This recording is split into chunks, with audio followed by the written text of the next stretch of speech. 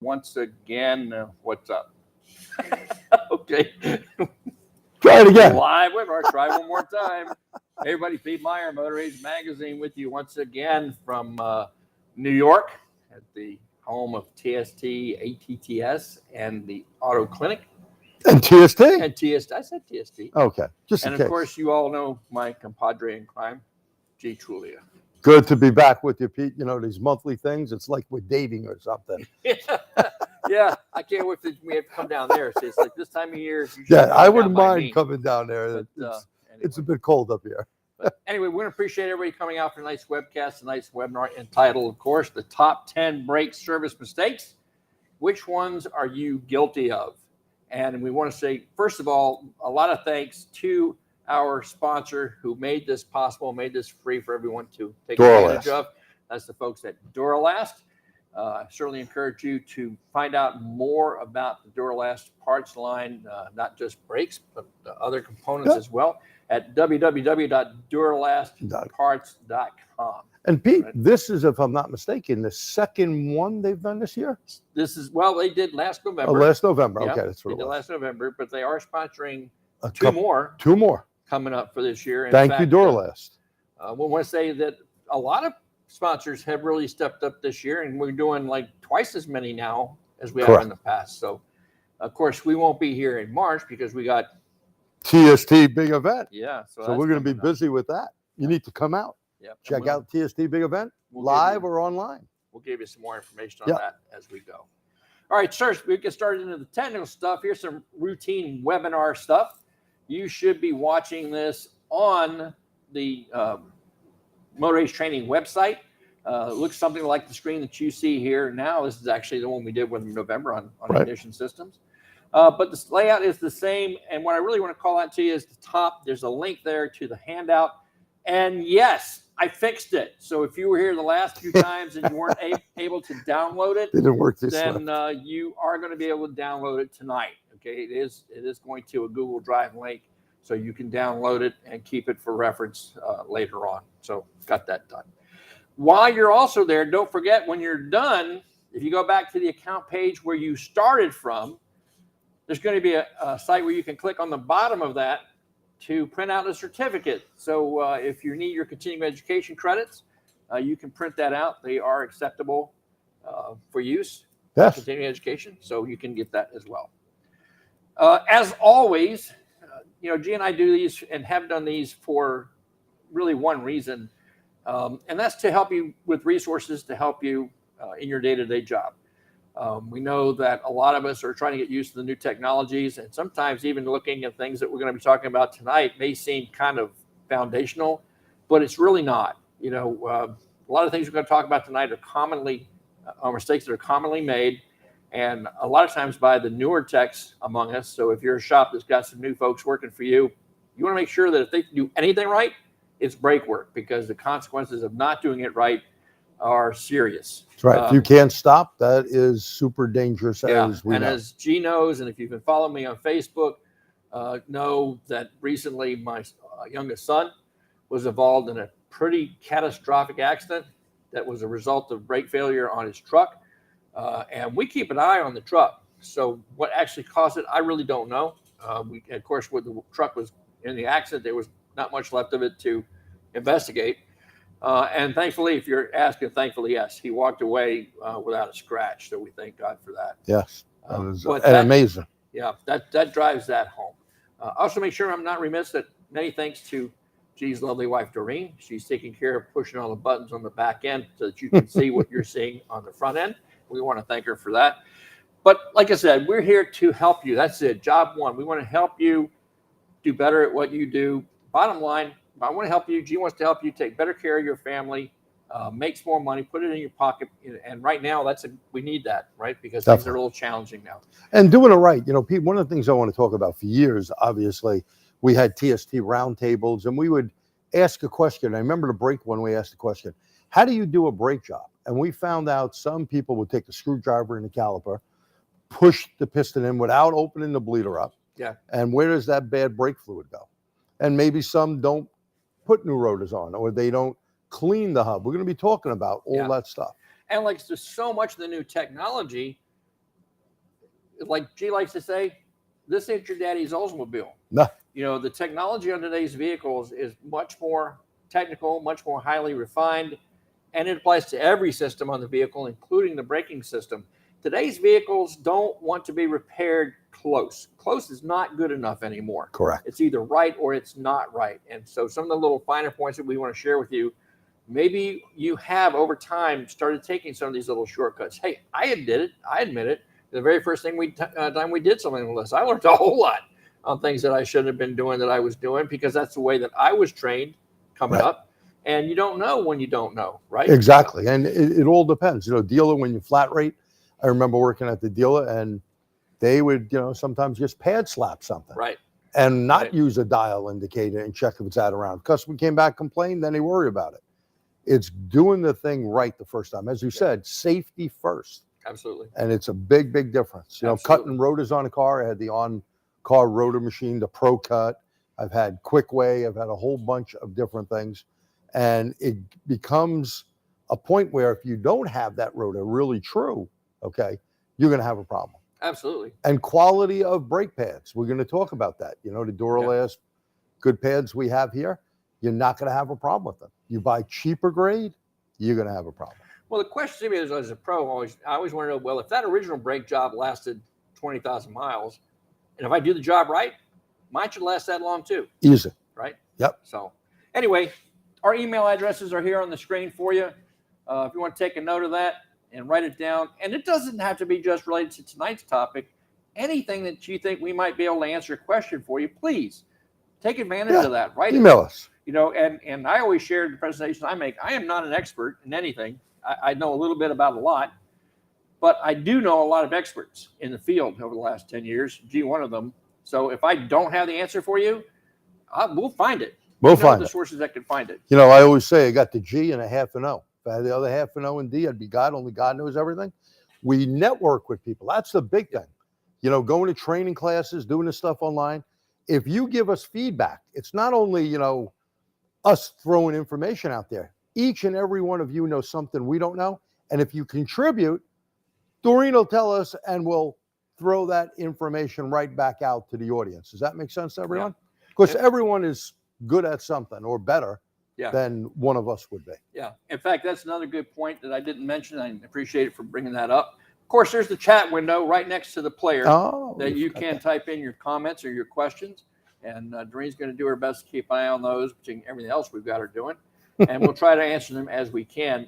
Do remember there is a slight delay between the time we're actually saying what we're saying and the time you actually hear what we're saying.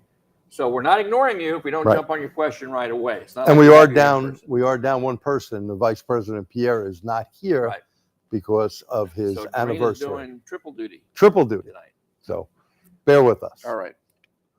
We are going to have some fun tonight, and I'm looking forward to this. You should see this QR code on your screen right now. And this is actually going to allow us to be interactive with you. So I want you to take a minute, pull out your phone, turn on that camera, and scan that QR code. We're going to leave it up for a couple of minutes to give you a chance to do that. And then when you do, I'm going to wait about a minute, give you a chance to log on that. You're going to see an app pop up on your phone. It's going to show up in your internet browser. Right. And I'm going to do it myself, Pete. Yep. Just going to pull it up. And it comes right up there. And look at that. We can answer questions. It says, true or false, a brake warning light that comes on and remains on means time. Oh, well, they got to know what they can get. That's it. You know what I'm saying? Here's the screen that you should be seeing, as G was pointing out on his phone, something like this. Q&A on the left, polls on the right, and as G kind of gave away the secret, but that's okay. It's a question. We are going to involve you in a few questions. And here's the first one that we want you to reply to. When you start putting in your questions and you choose the answer to this, we're going to know how many of you are participating. Right now we got 16 of you, so we want you to vote. I'm going to give you, 15 seconds to populate your answers. I will look at my beautiful Timex over here and actually tell you when 15 seconds is done.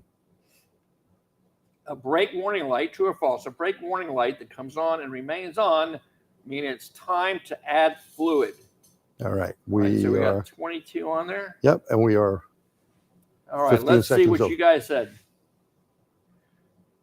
False. Look at that. 76% said false, but we do have a few that are talking about said true. All right, so we've got about 25% of you that are true. Still adjusting a little bit. There's 30 participating now. That's great. But I think you see, then we're going to have a few more of these during the course of this evening, and we'll be able to know what you guys can think of and what you've learned, and that's great. So let's talk about that. Here's the next one for you. All the following are reasons for performing a brake fluid service except. Okay, first answer, your service should be performed to remove moisture contamination. The second one, service should be performed anytime brake pads are replaced. Should be a D there. Service should be performed to restore the fluid's boiling temperature and heat fade resistance. And finally, service should be performed to restore corrosion protection. Which of those is not a true statement? Not a true statement. Okay, so we'll give you about 15 seconds to reply to that. We can see the count building from our end. Probably you might be able to as well. So we got 9 respondents. Let's get up there some more. 15. 16. And let's see. We got a couple of seconds left, guys. Couple seconds left.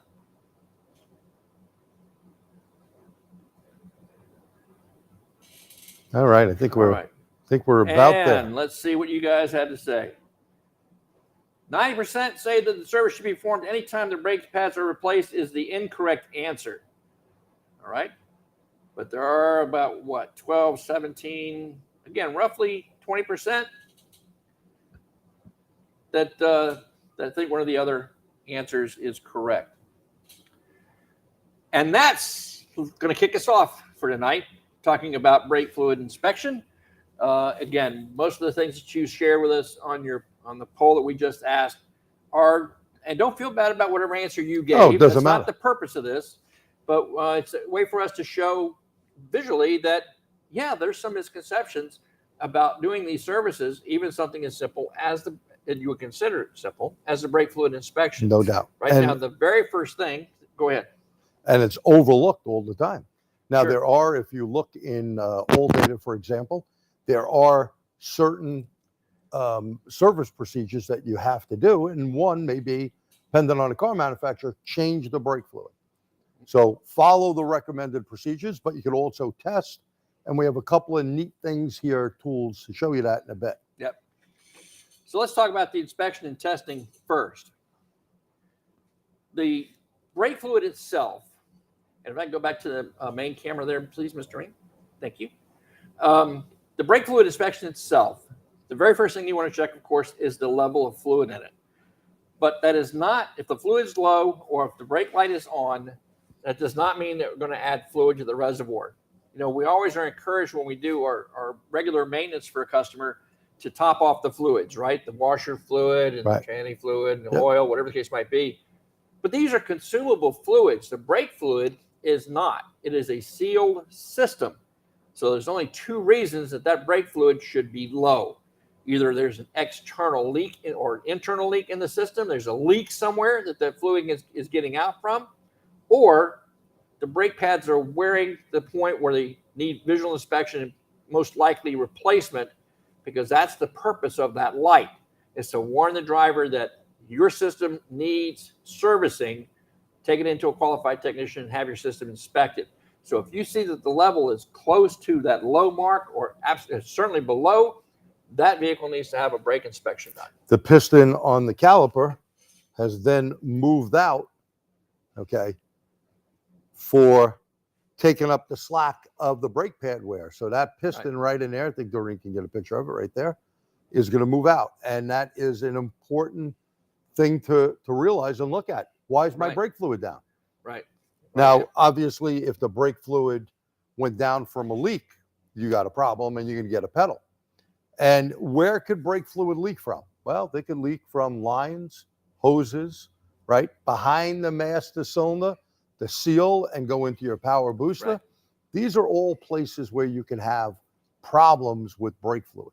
And that's a great example too, because not only is there at external links where you can see by visual inspection of the vehicle, but just because you don't see one doesn't mean there isn't one.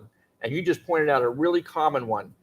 You know, that master cylinder has two seals in there. The primary seal is the one in front of the piston that's going to create the pressure in the system. Correct. And then if we have a leak past that one or anywhere externally in the system, then you're going to notice that by applying slight brake pressure on the pedal and then seeing if it starts to fall away from underfoot. That's a good indication. However, if the level is low and the brake pad wear is fine, then that secondary seal in the master cylinder, the stuff that keeps the fluid in there to begin with, that may have failed and now it's leaking into the brake booster.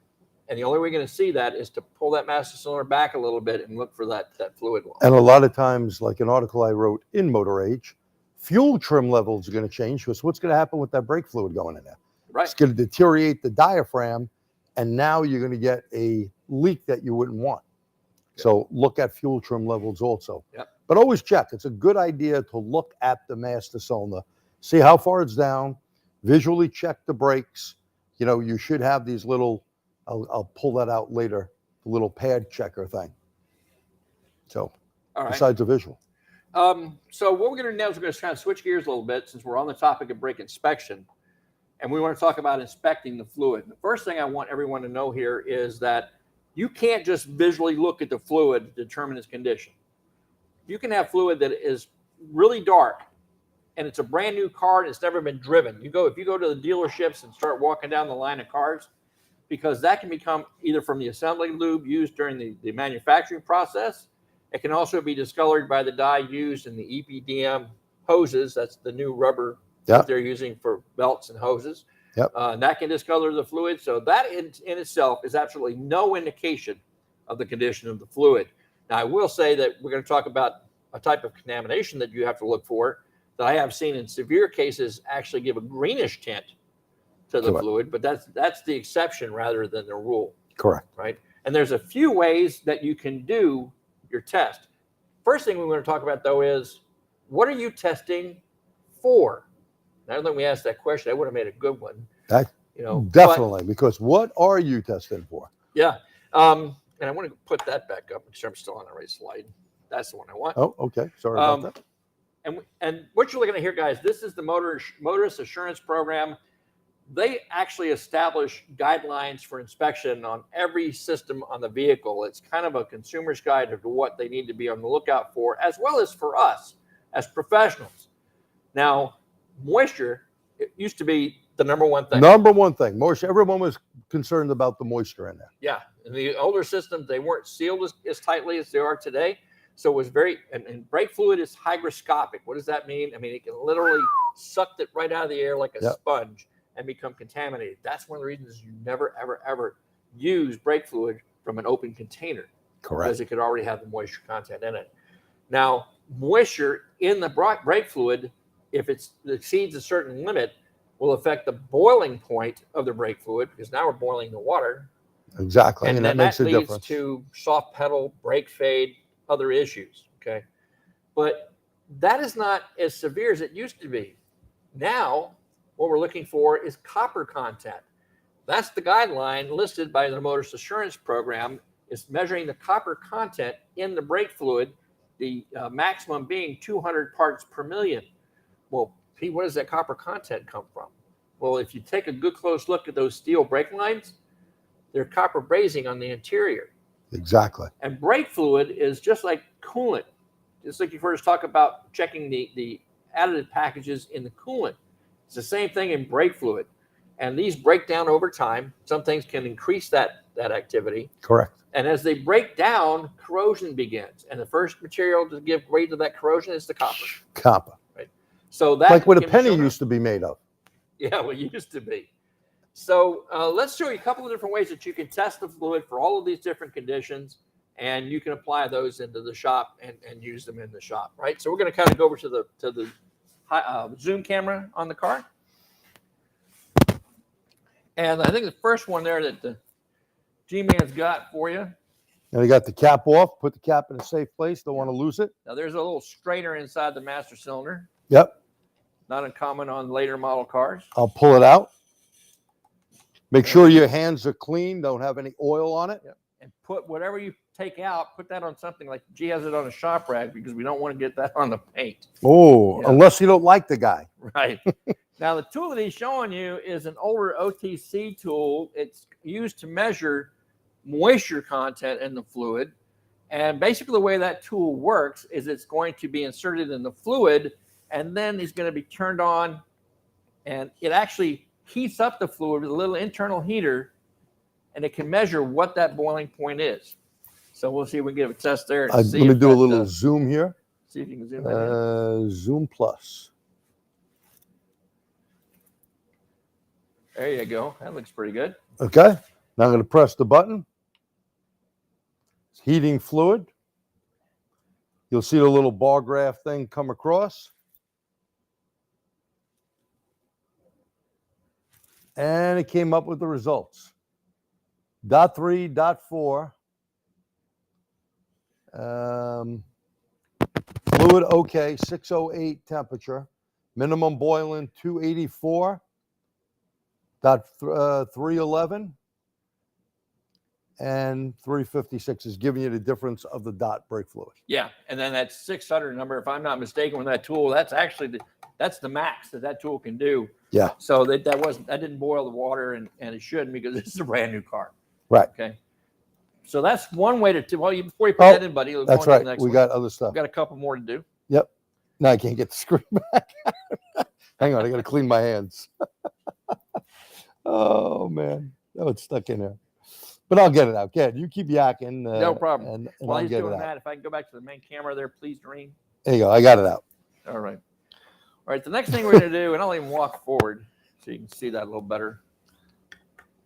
This is actually a little pencil tester. There you go. And there's a series of LEDs on there. The idea behind this tester is water is conductive. So this is going to apply a very small current between the two terminals in the fluid, and it's going to measure the resistance, and that's going to change the lights on the gauge. So let's see if we can. And these have been around for a while. I have an older one in a yeah. box. This is a nice setup here. So we'll see what that does. Can you see that on there? Yeah. I actually see maybe there's two lit, maybe I see one bright. That might be. Well, I think it's a reflection. Yeah. So just the one. Yep. Okay. And then when you look at the scaling on there, of course, that's going to tell you what the percentage of water is. Yeah. So it was only number one. And it even tells you, like, on the directions, it's like if you get to the third or fourth light, that's the fail point for this. Yeah. I'll just clean that off for you. All right. So that's another way that you can check for moisture content. And a lot of these tools are inexpensive. You definitely should have them around.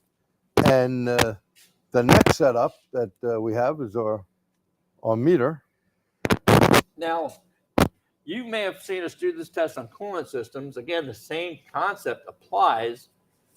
Now we're starting to move into the realm of not just moisture, but the inhibitor package. You see, as those additives begin to fall out of the fluid, just like coolant, it starts to become acidic. And then we can have what's called the galvanic reaction between the materials in the braking system, just like a cell on the battery, that can actually create a small voltage.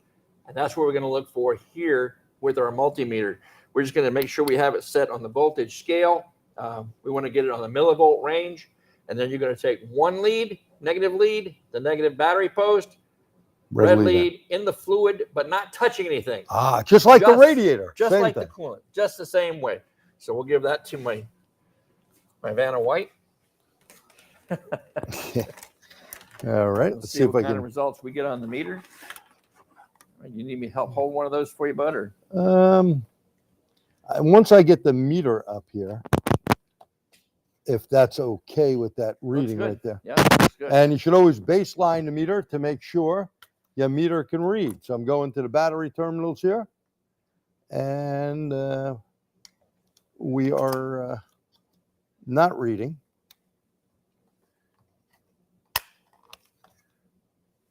Okay. And someone had it in the wrong jack. There we go, There we 12 go. volts. So we got voltage. And now I'm going to take the red lead, go into the brake fluid without touching anything.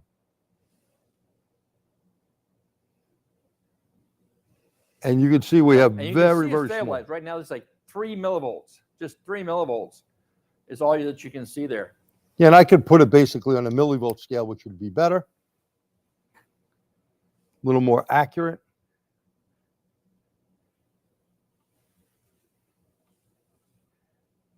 Yeah, very, very little. And if I touch the side, you see how that goes? If I touch the side, it's going to be up there. I just want to be in a fluid, Yeah. very, very little. But if I hit the sides, it goes up crazy. So about 2 point something millivolts. Yeah.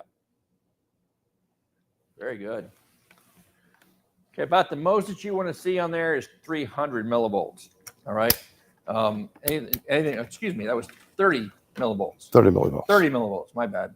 I can't remember where to put the decimal. If you see anything more than that, then you can suspect that there's an issue with the brake fluid. But you don't know which one it is. Is it moisture or is it related to the copper content? Another thing I want to mention here, I don't think I mentioned earlier, but in terms of maintenance, there's a lot of disparity among that. If you look at the European makes and some of the Asians, they actually list a mileage interval That's for correct. changing their brake fluid, but the domestics do not. There's nothing in there for Ford, GM, the Chrysler lines. There's nothing in there, or it's Stellantis. Yeah, Stellantis, yes. Um, We have a question? Well, that OTC tool, do you have a model number? Yes, OTC tool. What did I do with it? I can give you a model number. Yeah. The model number off the OTC tool is not on it. Oh my it might God. be on the box. Maybe on the box. Let's see. Yeah, and you could get this from your favorite parts store, your favorite tool guy. Amazon, eBay. No part number on that? I don't see a part number. That's unusual. OTC usually sticks them, but I don't see it on the tool at all. So, Maybe a 74344 is a sticker number on the bottom, but it doesn't really say in the tool. It's called brake fluid safety meter. this is OTC 3890, I believe. That, I think, I want to say from my own memory, that sounds kind of right. Yeah, because I don't see any number anywhere else. And another person said you were on an AC scale. I was on DC. The meter shows, this particular meter shows you DC in yellow. And, oh, there we go. DC in yellow and AC. So if I was like this, and the meter would say, oh, you know what? That's why it was bouncing around. Very good, eyeballs. We have to change the range there on the meter. Come on, off. There you go. And switch it to DC. Very good eyeballs. Yeah, absolutely. And that's tough. There you go. You Yeah. sort of got it. So on DC, very good. We can redo the test. It won't bounce around and be pretty much the same. But we say, like we had before, you discovered it's about 3 millivolts. And The thank reading, you so for that. Very good. You know what threw me off? Someone, when the meter was out, it was actually in the amp jack. Not good. We need the voltage jack. It's one of my guys who put it away last, don't know how to pull out. Always pull out because now the fuse may be burnt. Oh, no. Oh, well, Well, you just deduct Murphy's that of his Law. paycheck. That's all. that's it. All good. Anyway, Now, before you guys go ordering these parts, with the OTC, remember that's for moisture testing. yes. And moisture test, it's not much of a problem anymore. Most of the stuff that's coming to your shop, if there's a problem with the brake fluid, it's not going to be the moisture content. It's going to be the breakdown of those additives, which, as the MAP guidelines state, there's no guideline in MAP associated with water content. None. That's true. And if you look at the copper content, that's going to give you an indication of the health of the fluid. How do you do it? The easiest way, test strips. Really, it's the just like easiest way. coolant. Just like coolant. And in fact, this is for coolant and brake fluid. Yep. If I can pop the sealed container there. Oh, it says do that way. It's like a pill bottle. Oh, like that. Woo. Right. Look at it pop right out of there. So we're just going to take one of these strips. And because one of the tests is for moisture, you want to make sure that you keep this in a sealed container, right? And it's going to give us on the side. copper corrosion level, and the other one there is actually for the coolant. And then we It just tells you match, which is which. we match it up with the color when we're done. We haven't put it in yet. Yeah. And there's two on this particular brand. This is the Phoenix Systems. Yeah, we have the these. two on the one side, right there. The two on the one side is for coolant, and then the one on the other side is for the brake fluid.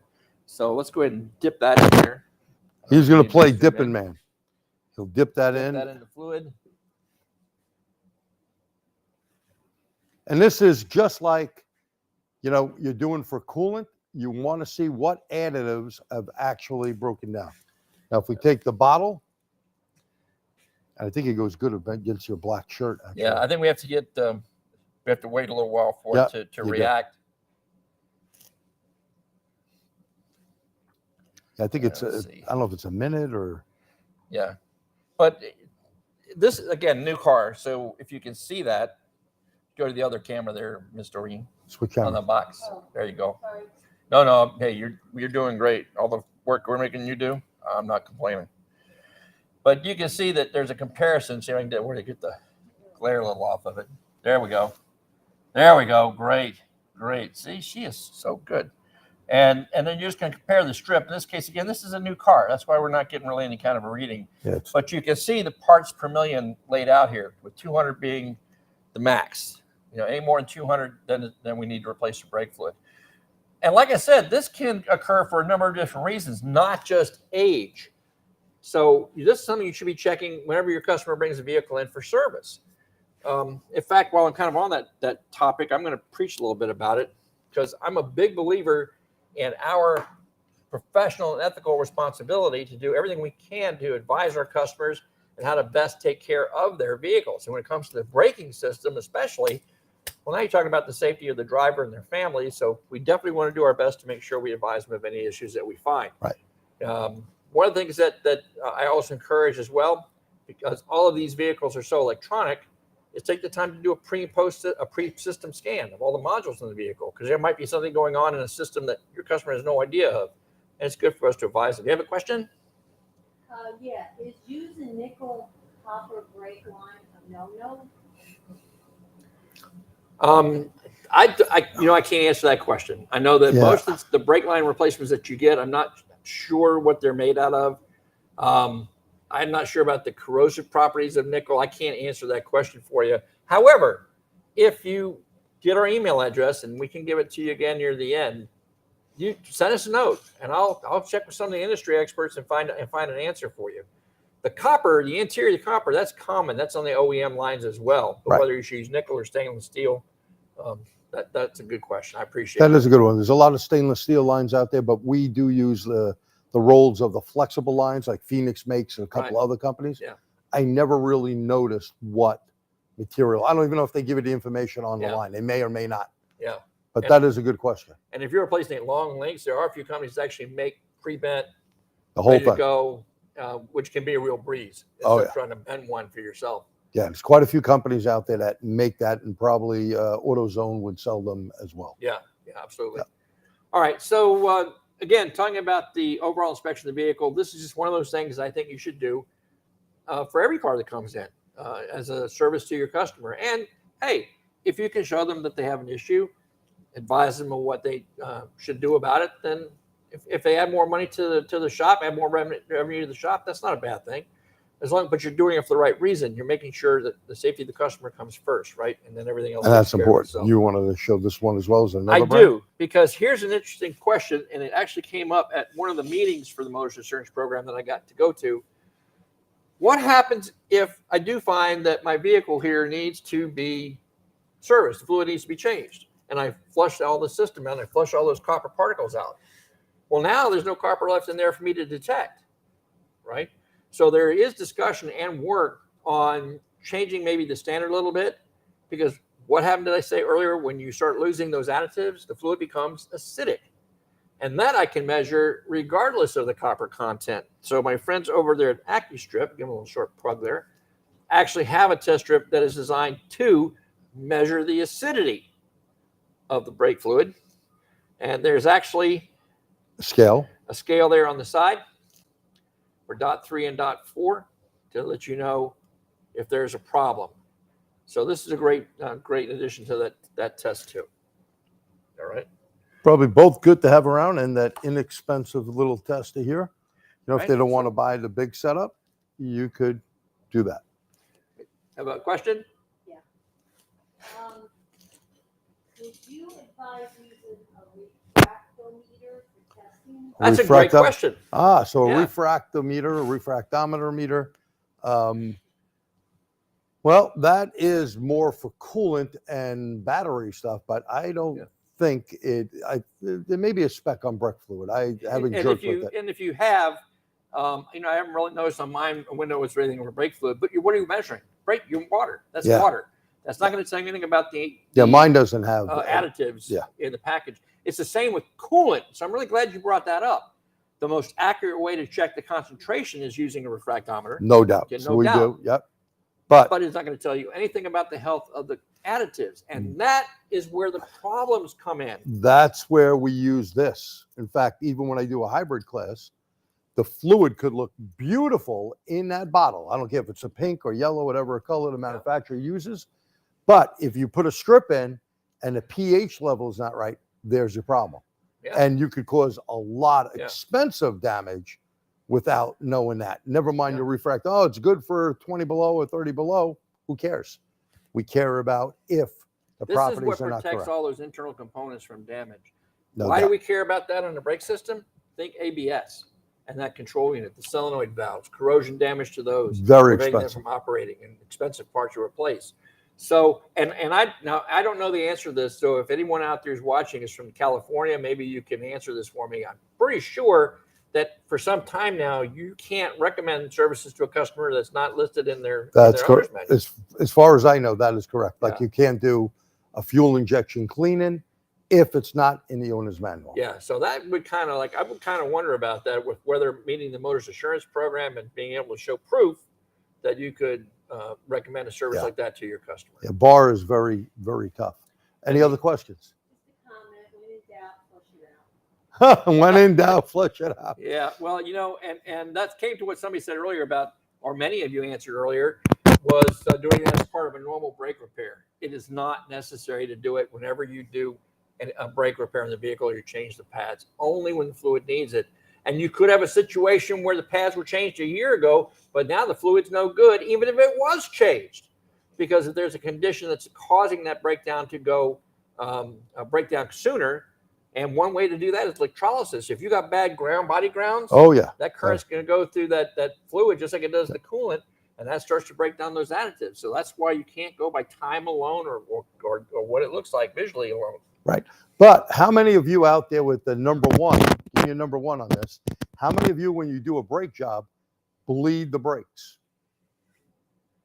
That's a big thing that we do here all the time, because to get air out of it, push the piston in, what winds up happening? Yeah. If that goes back to the ABS controller, we're messed. How many number ones do we have? The delay. Yeah. The delay. That's right. I forgot all about the delay. We'll come back to that. Yeah, we'll keep an eye on that. So that should pretty much cover the brake fluid inspection. Just to kind of recap real quick, it's not what it looks like visually is not a clue.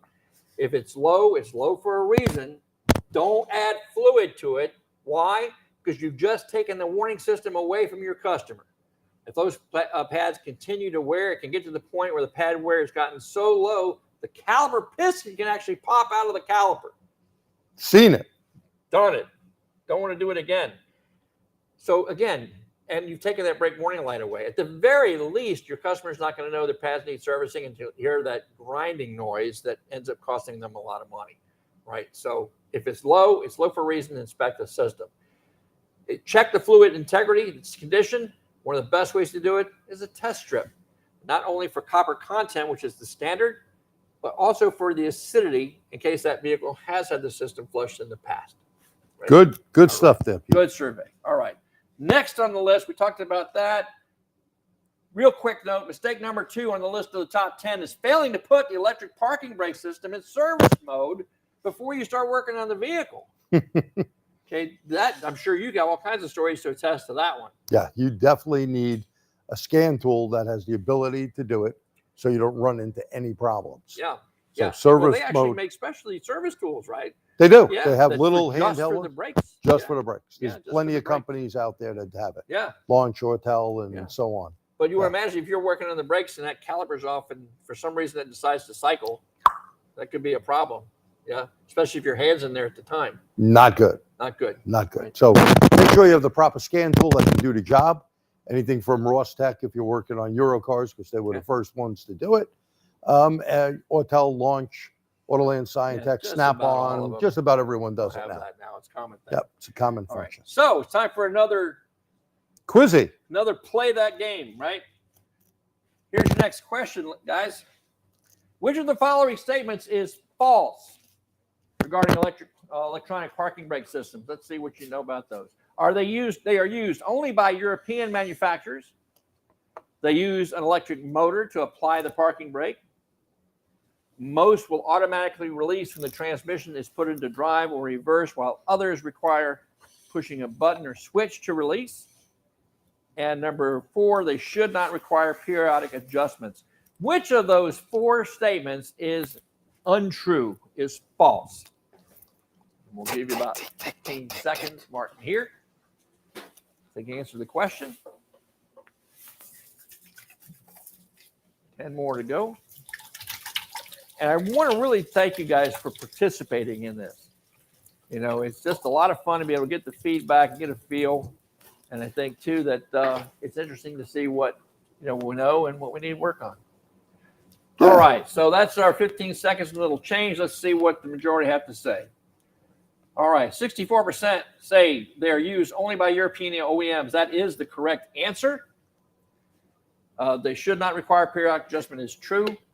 They automatically release when put in drive or reverse or require a switch to release.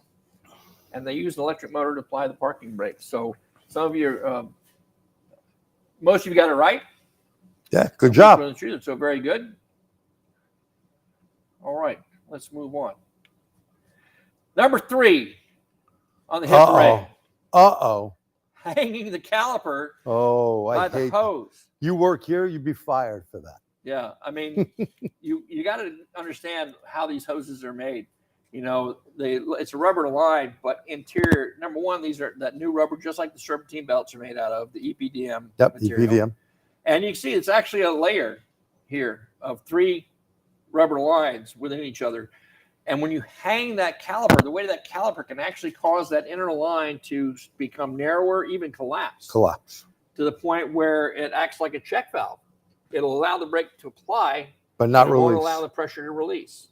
Right. How many of you out there have the tool? I have the brake tool that you put in there to see what the caliper pressure is. Yeah. You put them between the pads, or you have the other one that goes in to the bleeder screw. You can see what the pressure is and see if there's a release. A lot of times you'll see collapsed lines like that. They never hang. That's a great way of telling it. There's the big hooks we use, the yellow or orange ones. Yeah. They're inexpensive.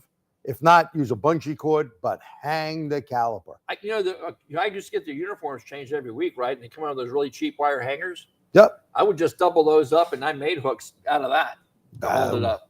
We used them before they came out with those fancy hooks. Yeah. So whatever you got to do, but never, ever, ever leave a caliper hanging by the hose. Definitely.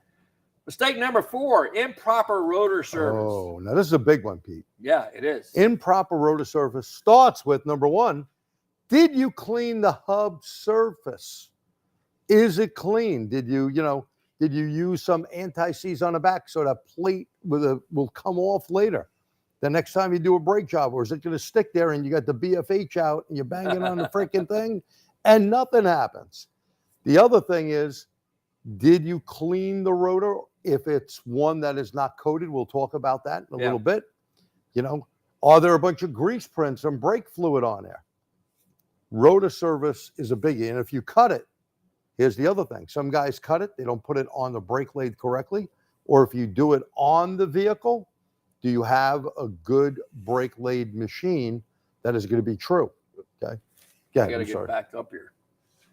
Oh. Whoa. Whoa. Whoa. Whoa. What the heck? Pete's hitting the wrong button on us. All right. That's where I want to go first. Before we dive real deep into rotor service, let's see what you think about this guy's question. Tech A says rotor thickness should be checked if there's a pedal pulsation. Tech B says rotors that are worn at minimum thickness should be replaced. Who's correct? Tech A, Tech B, Tech A only. Look at that. I think I gave you a little clue though, didn't I? But yeah, go ahead and put your answers in there. We'll give you about another 15 seconds.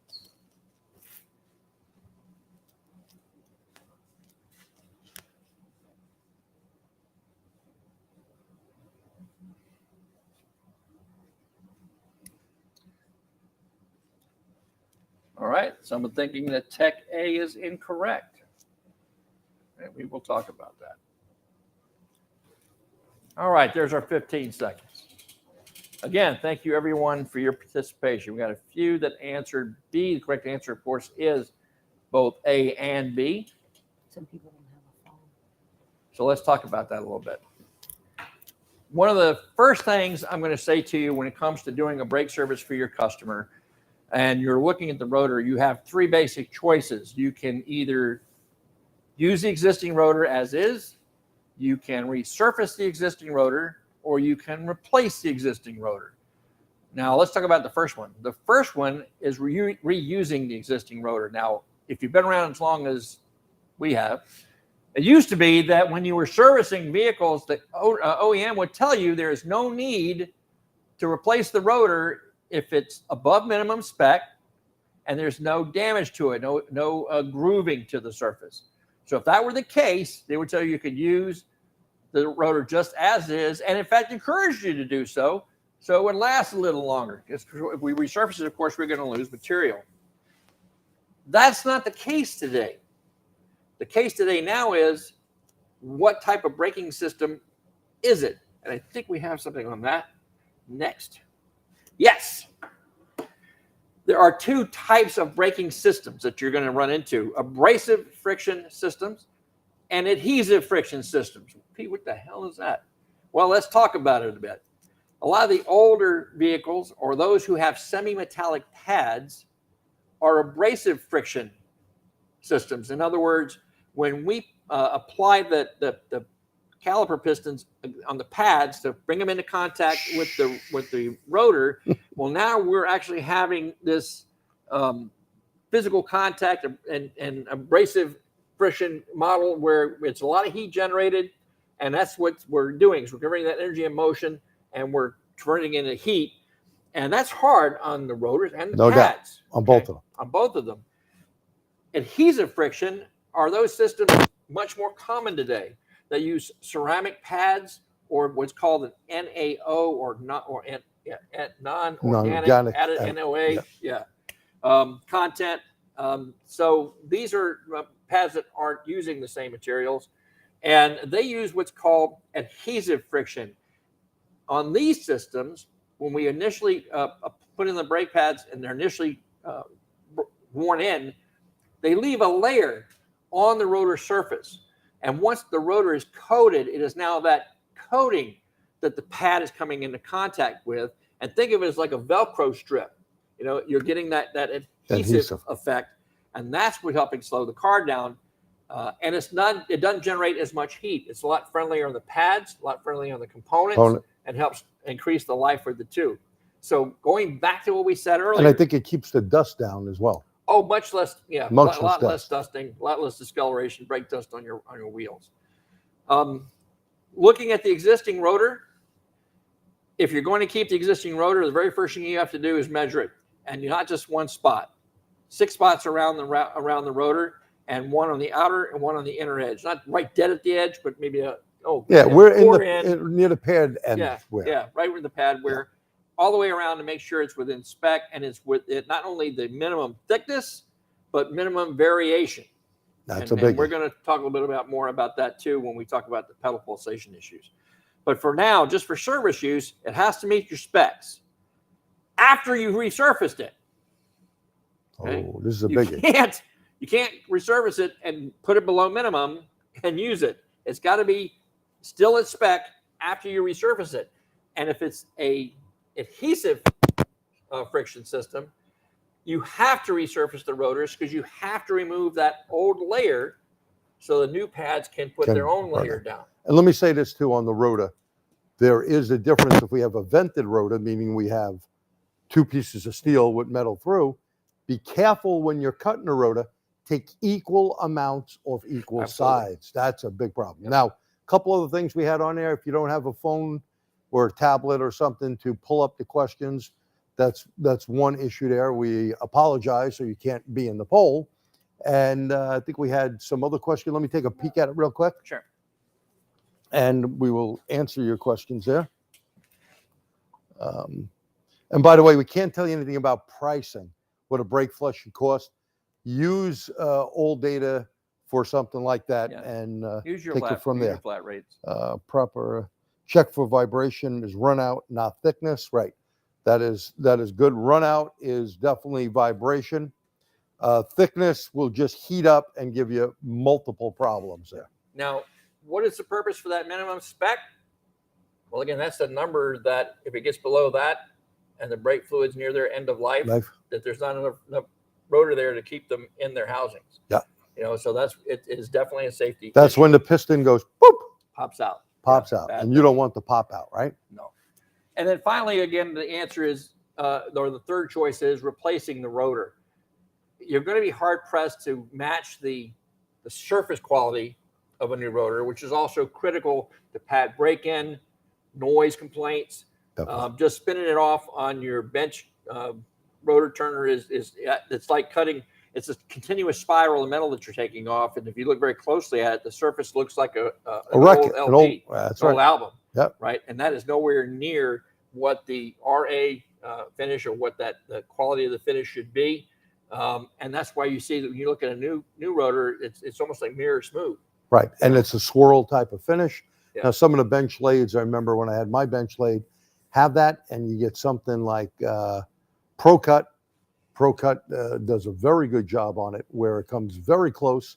But here's the other thing: how do you clean the brake rotor, especially after cutting it?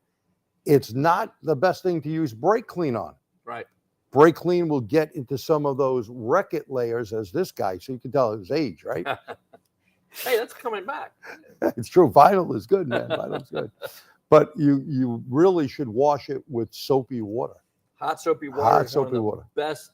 Yep. Just like doing engine work. Yeah. Right. One of the best degreasers you can Yep. get.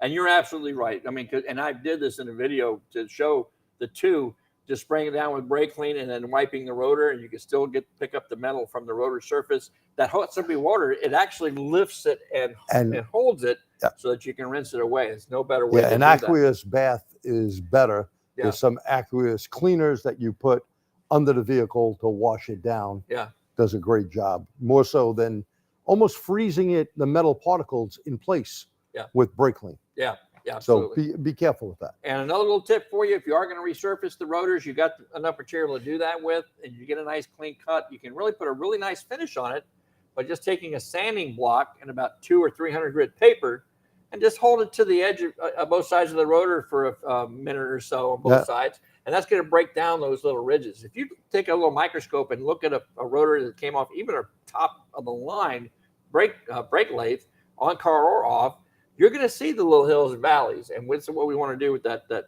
sanding block is to knock those down and get that RA. Yeah, and they do have a couple out there. I remember the ones I had for my brake lathe. Went on after you cut it. There were little rotating wheels with the sandpaper on it. Yeah. And you would be like night and day. It would be mirror smooth. Absolutely. Absolutely. Next thing. All right. Pedal pulsation. Man, we were just talking about that. Let's talk about it some more. I'll tell you what, I'm going to raise the car up here. I'll get it up for you. Okay.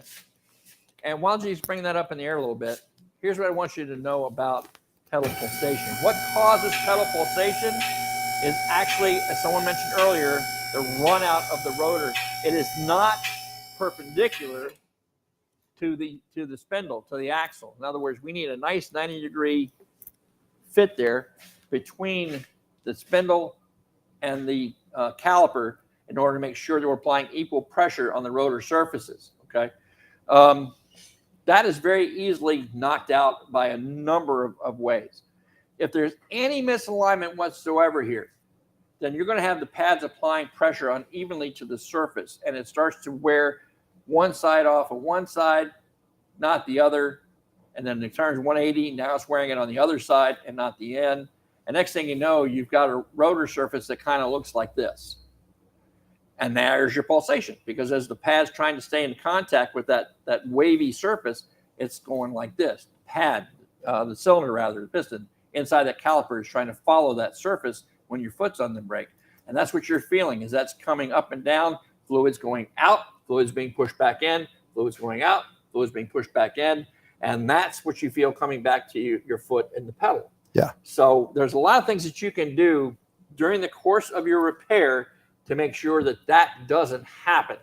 If you've done a great job on resurfacing the existing rotor, or you've elected to put a new one on, then we want to make sure that that rotor is nice and square to that spindle and to the caliper to make sure that we don't have those wear issues. One of the most commonly missed elements to this is hub bearing wear. So few cars use the old tapered wheel bearings anymore. And if you have had experience with those, we had to adjust those as part of the installation. We would have to adjust the axle nut to get the right amount of free play in that bearing. And it's measured in thousandths of an inch. Exactly. The same thing happens as the hub bearings wear. It starts to develop too much end play, and that allows that rotor to move. And that's one of the contributing factors to leading to the wear that ends up in causing the pedal pulsation. And Pete, let me interject here that Please. right here, this needs to be cleaned up. You would not put a rotor on a hub that looks like that. And you would give this a good shake to make sure you didn't have a problem. And cleaning it up, we have a couple of good tools here. One, this tool right here, you can go in there and clean between the area, near the stud area, all around, and make sure it's super clean. Okay. These are commonly, you can buy these all over the place. Yeah. We use them all the time. If you're a Euro guy, well, we wore our other one out. We got our new one, and this thing is great. You can do this for the wheel itself, because it's another problem with all these wheels causing a problem when they go on there. Are they going to fit on the surface good? But when you have a Euro car, you don't have these studs. So with the studs off, we can do a one-shot clean. It goes onto a drill, and you can get this from, where did we buy it from? I forgot the company. Down in Muller Krups.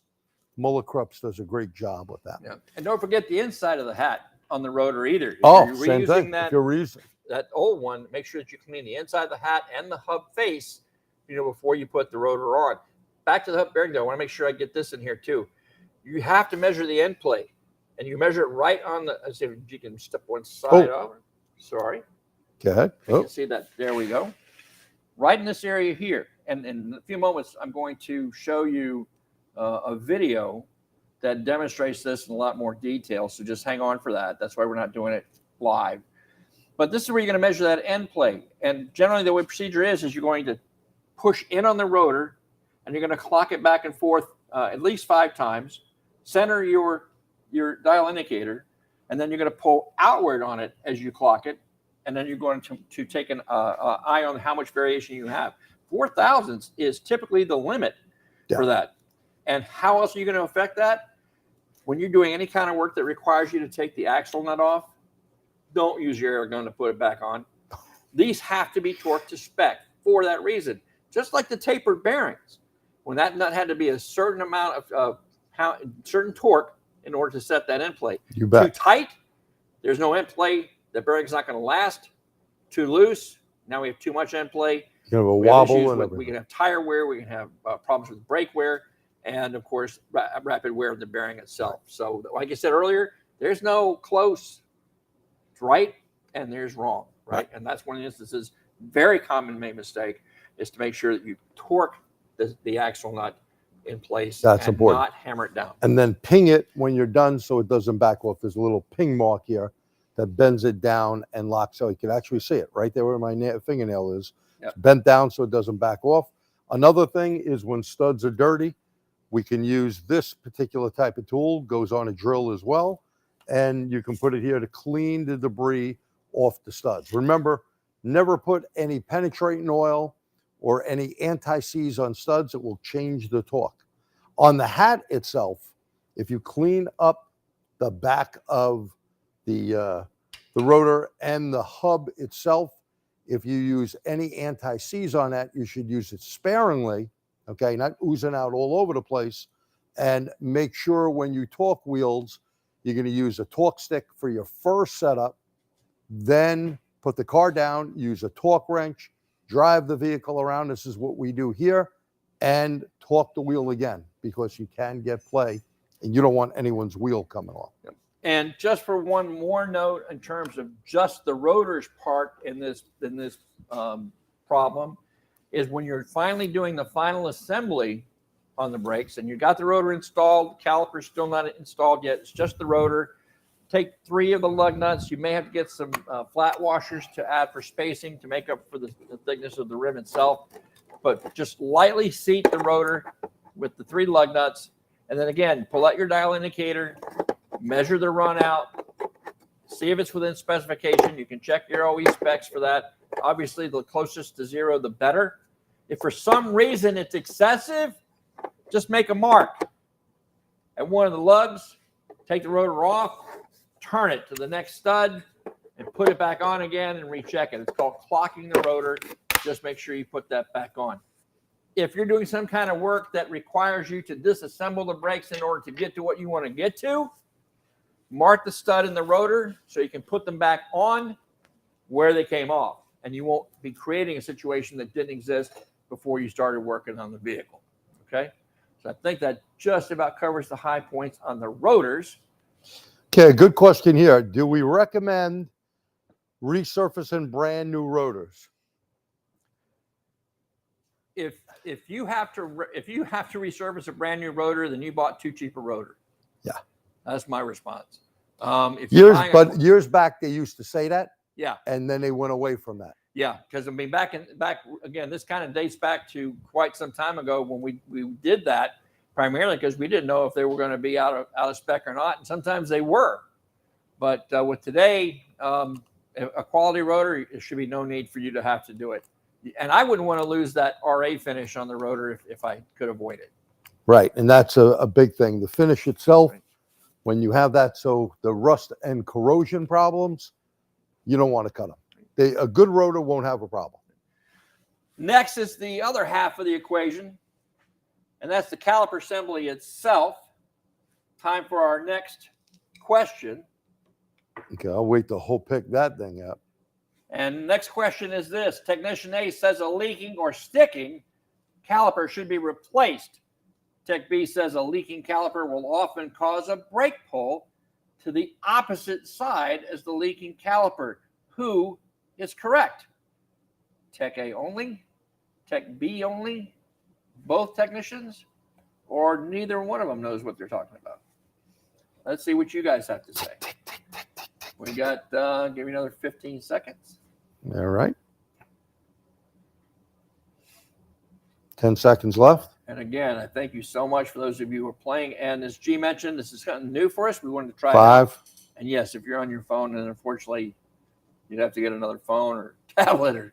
Okay, that would be time. Get a couple of seconds more. It's populating. And correct answer is both technician and technician B are correct. Of course, A if and it's B, both of leaking them. or sticking, that's a good sign that the caliper should be replaced. And specifically, we're looking here is at the piston, which we'll talk a little bit more in just a moment. And any leaks to the caliper can often cause a brake pull. Well, if the right side brake is not putting any pressure against the rotor, but the left side is, well, that's definitely going to pull that vehicle to the left. It's just how you like to steer my zero-turn mower, right? Or a bulldozer or a tank, right? If you're, well, I won't get into that. Another thing, Pete.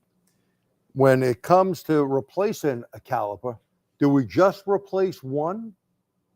Let's say you had one right front caliper bad, left front is not bad. It's not leaking. It's not doing whatever. Right. Now, if you only replace one, it'd be like wearing one new shoe, one old shoe. You'd be a little cockeyed. Think about all the time you step on that brake pedal and how many times this piston, I'm taking off the... trying to drop it on my foot here. Taking off the bracket. There we go. because we'll talk about the bracket. I'll put these bolts here. This piston has to move how many times? Has to go in and out, and could be a problem. Now, you know, when I started in this business, we used to rebuild these things. Yeah. As well as wheel cylinders. Yeah. Date myself, but you want to make sure you got a good bleeder on it, right? Is the bleeder good? And you see this cap? A lot of people leave the cap off. Put the cap back on. Dirt and corrosion goes in there and causes a problem. Yeah. And what we usually do, if we know a brakes are getting low on a vehicle and a car is coming in for servicing, we'll spray penetrating oil on this. That way, when it comes back, if you're in the Rust Belt, you see how the car has salt on it and stuff, not where Pete lives. He has different salt from the ocean. We have the real deal here on the roads, right? And many of you do. The other thing on a caliper, these crush washers. First of all, this is the bolt here that goes in. But these washers, Pete, sometimes are a problem. Mm-hmm. Some guys like to use the old washers rather than these new washers here. Yep, and there goes one on the floor because they will cause a leak at times. Now, this is another thing that should be talked down, but the real world is guys are just going to put on, it's tight enough. That's my talk. That could be a problem. Read the torque specs. Now, All Data has that in there all the time. You can look it up and do it. That's part of your job. And if you charge enough for the brake job, you shouldn't have a problem. Yeah, you can do it right. And that's something else we want to comment on as well. You know, it's a shame, but, and I know because being in the field as long as I have, and still, you know, running a daily shop, this is where we are. You're competing with chains that are competing solely on price. But we know as professionals, if you come back on one of those discount store brand jobs, you know what kind of a quality job it is. Your customer doesn't care about price. Let's say it again. Your customer doesn't care about price. What they care about is, are they getting their money's worth? Are they getting the value for what you're asking them for? If they perceive that their value is much higher than what you're asking for in return, they're happy campers and they will pay the extra money. It's all how you approach your customer and explain the difference in how you do a professional brake job versus how that cut rate place that's got the $39.95 coupon in the paper, how they're going to do that. Except in California, they can't do that. Yeah. Here, we got a place down the road, $49.95. Our brake jobs are probably over $650 for two wheels. Big difference in quality, and 2 years, 24,000 miles. We'll replace them if they're bad. Yeah. And if I'm just going to throw a set of pads on it, which I think most of you by now have kind of figuring out that that's not a brake job. Right. That's not even a brake service. We don't do that. There's a little more to it than that. So yes, and this is one great example. Let's kind of go over the bullet points, and we'll talk about them as G is anxious to start pulling pins. Oh. Number one on the hit parade for caliper service points, commonly overlooked, is inspecting the caliper piston boot for damage. You may not have any issues in the caliper assembly itself, or you think, but you really want to kind of take a see if Doreen can zoom in on that. And again, Doreen, I can't tell you how much I appreciate all your hard work. But you can see there's a little rubber boot there, and it gets extended, of course, as the piston moves away from the bore. But inspect that very carefully for any signs of damage. If there's any tears, nicks, if you see any wear on it, we're starting to look cracked or brittle, that's a good reason to replace that caliper assembly right there. If it's got a hole in it, you know that debris, moisture has gotten in there. That's going to start to corrode the inside of the caliper body and the piston itself. That's going to cause the piston to stick or be less easy to move back and forth through this bore. All of that affects your braking performance. So that's certainly one of the areas that you want to make sure you inspect. Now, as G was pointing out, and I'll let him do this one, inspect the floating caliper guide pin boots and, of course, the pins themselves. And this is a thing overlooked. When you do a brake job, first of all this should be cleaned up. This is where our springs or little clips or something go. This should be cleaned up. These need to be pulled out and lubricated. And cleaned. And cleaned. Cleaned and lubricated. Because if we don't have this moving freely, the caliper is going to stick. So this is an important part. Is the boot ripped? If this boot is ripped, you need to replace these. They sell pin kits. Yes. Okay. We will not do a brake job without doing that. If a customer doesn't want to go for it, it's a safety factor. We will basically tell them, we rather not do the brake job. Okay. And if you do it right, people don't flinch at the price if you back it up and you show them what you do. Yeah. We prove to people, even when they need brake pads, you should all have a set of these to measure the pad thickness. Okay. And we take pictures, digital inspections, because a lot of people leave their cars, right? Yeah. So we don't have the luxury of bringing every customer out here. But when we do, we show them that. And we lost a brake job last week where the husband, the wife wanted to go for it. But when he heard the price compared to what he's seen at $49.95, he said, take it out of there. They're a bunch of ripoffs. And we tried to explain to him over the phone, we're not comparing apples to apples. Mm-hmm. Here's how we do a brake job. We lubricate all this with special lubricant, right? And we're going to replace everything. We're going to bleed the brakes, not just the front, because we could have cross directional. We could have left front, right rear, and so on. You're going to get a good pedal, and we're going to stand behind it. And it's going to be there for a long, long time. You bet. And there was a quick question there, a comment about torque sticks. Torque sticks should only be used, only be used when the vehicle is up in the air to get the wheel on there. You should use a torque wrench when it's on the ground. You should rotate the car around. We drive it around our building twice, come back and retorque it, because all these wheels, alloy type wheels, they definitely want to make sure you don't cock it. Star pattern, boop, boop, boop, boop, boop. Star pattern with the torque stick. Otherwise, what are you going to do? Do them by hand? Torque sticks have their place. Do not hold your hand on a torque stick. Make sure your air gun, and you could talk about the electric gun, make sure your air gun has proper pressure going to it. And we check our gun. We only use an air gun for tires. We do not use that air gun for anything else. And we do the procedure.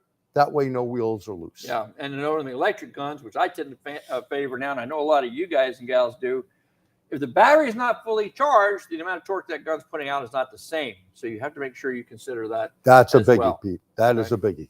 Now, going along with that are the abutment clips and squealers that we can show you. In fact, this Duralast Reman, it comes with all new hardware as part of the package, as do their Elite and Gold line brake pads. Yep. And what I want to point out on these is that when you're taking out these mounts, you also have to clean out all the areas where the clips go.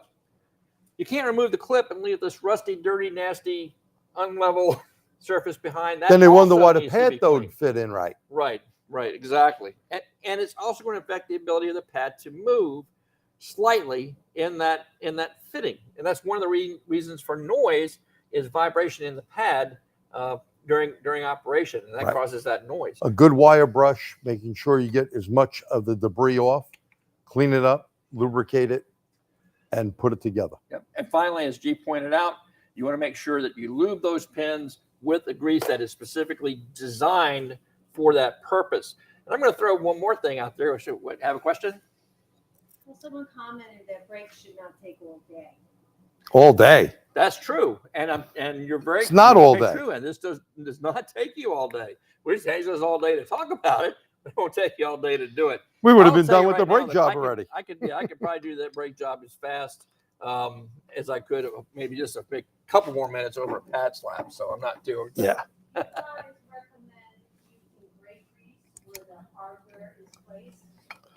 Yes, special grease. Yeah, there's a special grease. In fact, the pads that we have here actually comes with. I'll show that in a second.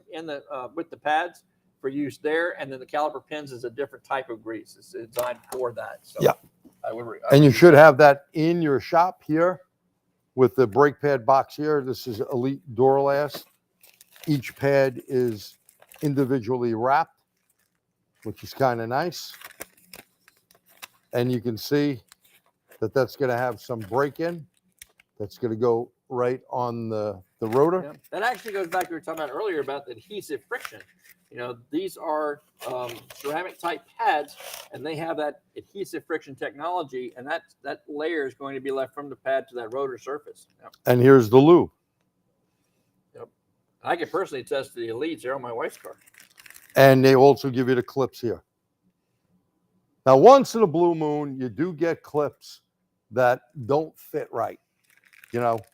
So a lot of times we would just call them like those caliper clips, maybe a little different than the pad clip. You know, get another set of them. Trying to use the old stuff sometimes, that is a last resort. I wouldn't recommend that. I wouldn't do that. And again, use the proper grease, the brake grease. Good brake pads like this come with them. Yeah. Inexpensive ones, you're not going to get that. And one more note on the caliper assemblies themselves. If you're inspecting that old one, consider the mileage as well, because one thing you really can't tell is what is the internal wear between those caliper piston slides and their bores. Some actually have little bushings inside there that can be worn out, and then that's also going to allow for a shift in that position. And if we can't keep that caliper square with the rotor, perpendicular to the rotor and applying equal force, that's going to start leading to noise and complaints. You know, another problem pulsations that happens if you go for a cheapy brake job and the guy doesn't know to really hold this part right here, and he uses an air gun to pull this out. So here's a hole part here, doesn't always lock in place, and now what happens? It catches the boot, rips it around, the guy flops it on. When you pull those pins out and they're all rusty, you're going to need to change that caliper assembly right here. Yeah, absolutely. Okay. Absolutely. The hold down bracket. And again, it's just proper torque on those fittings. Proper torque is a biggie. Mistake number 6, believe it or not, top of the top 10. We're getting installing there. the brake pads backwards. What I mean, they're putting the inner on the outer or the outer in the inner. Some brakes are position specific. And if you put them in the wrong place, you got issues. Yes. If it says O or I, make sure to go in O or I. Exactly. That definitely makes a difference. Any questions, Dorian? Comments? We're good. All right. Okay. Number 7, not lubricating the caliper slide pins. Number 7 on the list. We've been kind of talking about that, but did you know that's actually the leading source for uneven pad wear? So that's part of your diagnostics. When you first look at that customer's vehicle and you're inspecting the pad and their condition, how are they worn? Are they worn evenly? Is the one worn thinner than the other? Or are they even angularly worn? Right. You've seen that numerous Is one times. side like this and the other side all the way low? Yeah. Or vice versa? And again, looking at them is a biggie. Those are all clues. Now, how can you get that thing worn on an angle?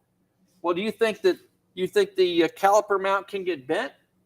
Yeah, it can. We've seen it. And you may not be able to see that except through the way that pad wear is trying to tell you the story, right? And, you know, a lot of times as well, be careful on a lot of rebuilt calipers that come back. Make sure if that core was bad somewhere else. We've seen some, I don't know what the hey, someone did to something. It was really weird, came back. No one checked it at the factory. Get another caliper. Yeah, well, it's good to make sure that your supplier, no matter who you choose, that you understand how are they verifying the condition of the materials that they use. Right. Now, if you go to the duralastparts.com website, they will give you all the information on how they inspect these components. It basically goes through an OE remanufacturing process. It's no different than making them brand new, except they're repurposing some of the old parts, right? And replacing ones like the boots, the bolts, and all that. Right, all of that replaced. Another very common mistake. You may have seen this show up in your shop. Putting the caliper on upside down. Bleeders cannot be on the bottom like this. It's not a good idea. Bleeders should always be up the top. Yeah. Now, you're funny you brought this up. It brings back one time I was working up in Alaska, and I was renting the shop out. And this guy, Jim, thought he was doing me a favor. I had my car left here, and he said, oh, I'm putting brakes on it. He put the calipers upside down, and of course, you're not going to have a good pedal. And it's just like the first thing when I seen it, I'm like, what, are you kidding me? You know, sometimes we don't know. We're all going to make a mistake. But if you're inexperienced, you got a phone, take a picture. Match things up. Make sure it's the right parts going on there. Now, we had one recently on a Toyota Camry of all cars, okay? The 3 different parts stores all listed the wrong rotors and pads for it. And it was like 2 years back to get the right ones for that vehicle. And we're like, wow. 3 of them? We could see one of them maybe screwing up. Somehow there was the wrong information for that. Wow. So always match things up. Don't throw it on. We've seen sometimes like, that rotor looks a little small for that car. Yeah. And I know that, I mean, I kind of chuckle quite a bit, and I'm sure many of you did too, about putting the caliper on upside down. But Some of the ones that we've been talking about are very commonly made by new technicians who just are just making simple mistakes they're not aware of. So we hope that if they're not watching with you tonight, please share this with the new techs that are in your shop. Maybe you take a piece of this and use it as a lunch and learn to show them these are the things you have to look out for when you're performing a routine service in your shop. But I've seen over the years, and I've worked in tire places years back and stuff, and not to put tire places down or anything, this could happen even in an independent shop.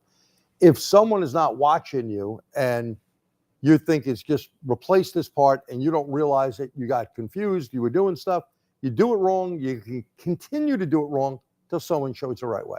Right. No one is stupid or ignorant, right? They just don't know what they don't know. Right. And that's why you go to training, you do stuff like this, you look at it, like Pete said, pass this on, because this is a 3,000-pound gun over here that can kill someone.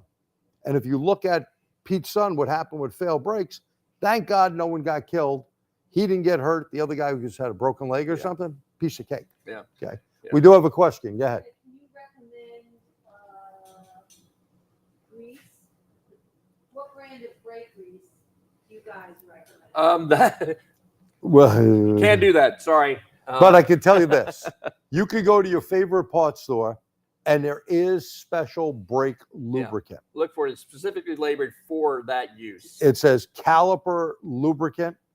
Read it. You can go online at multiple parts stores, AutoZone, and so on. Okay. Yeah. Another question. Go ahead. Is it still okay to use mini vacuum pump to flush? Okay. So That's a great question. that is a good question. So a Mighty vacuum pump to do it. Well, you could do that on a lot of cars, but what happens if someone replaced the caliper? That vacuum is not going to be able to pull out, especially if someone hit the brake pedal. Yeah, what about the ABS? ABS? Yeah, that was the rest. Sometimes with ABS, you got to use the scan tool. Now, if you use a good brake bleeder that most manufacturers recommend in there, we use it here. You put it to the recommended pressure. And if no one hit the brake pedal, because once you hit the brake pedal, you're going to run into an issue where you may have to get a scan tool out, especially for ABS, or you may have a proportioning valve or metering valve that'll get stuck. And now you're not getting brake fluid out of the rear or one front, whatever the case may be. And then you're going to have to reposition it. So don't hit the brake pedal is the biggie. Follow it.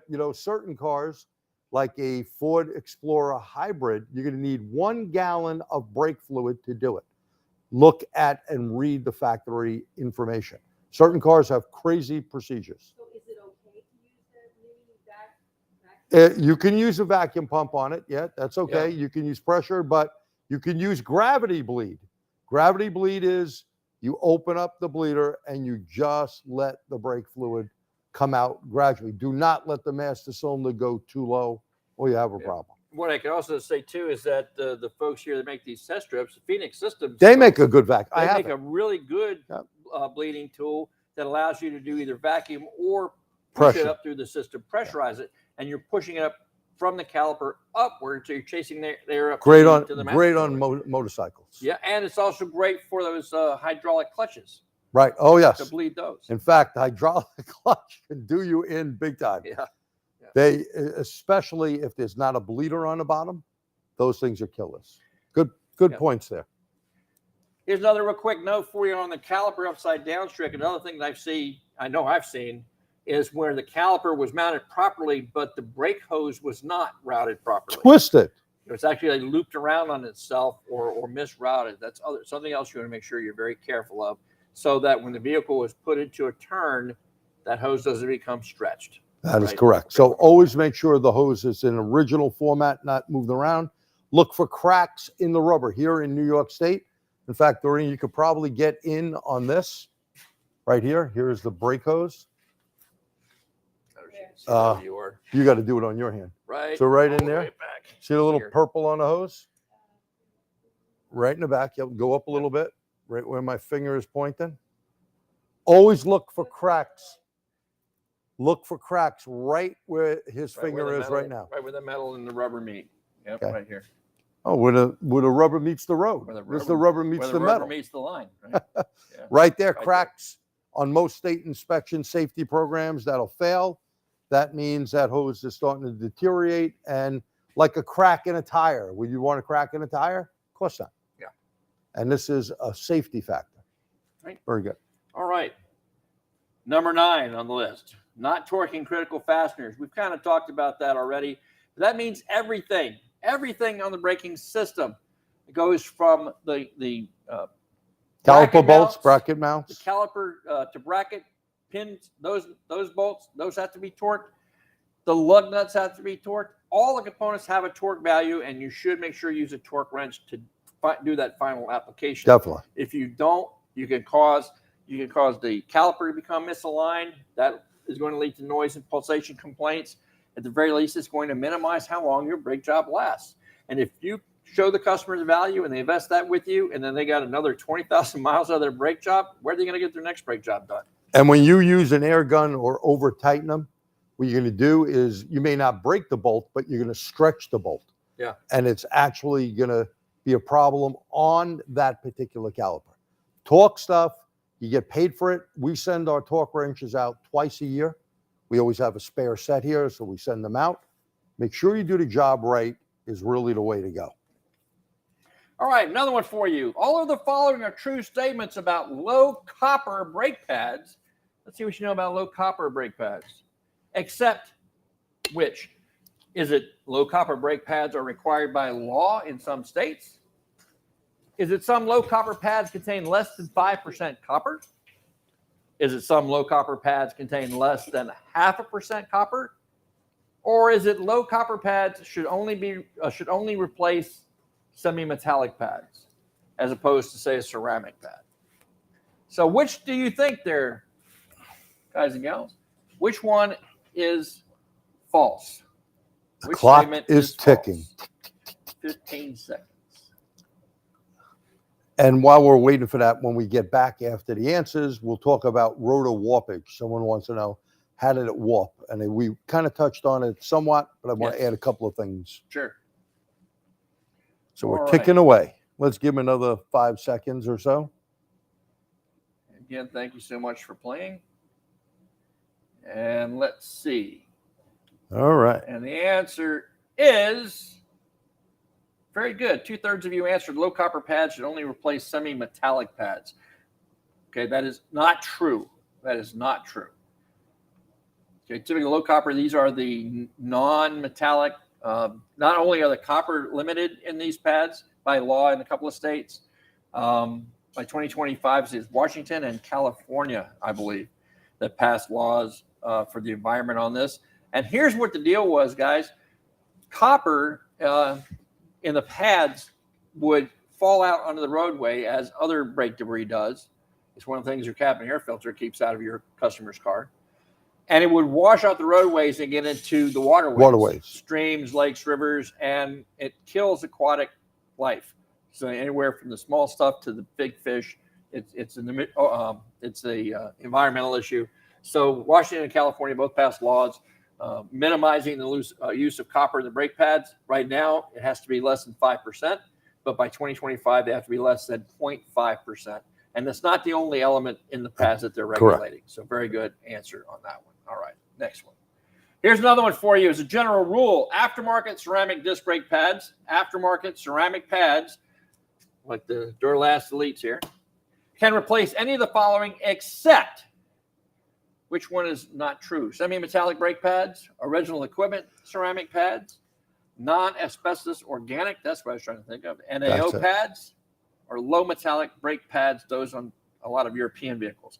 Which of those 4 should it not be used on, or ceramic disc brakes not be used on? Go ahead and see what you got there for an answer. We'll give you 15. 15 seconds.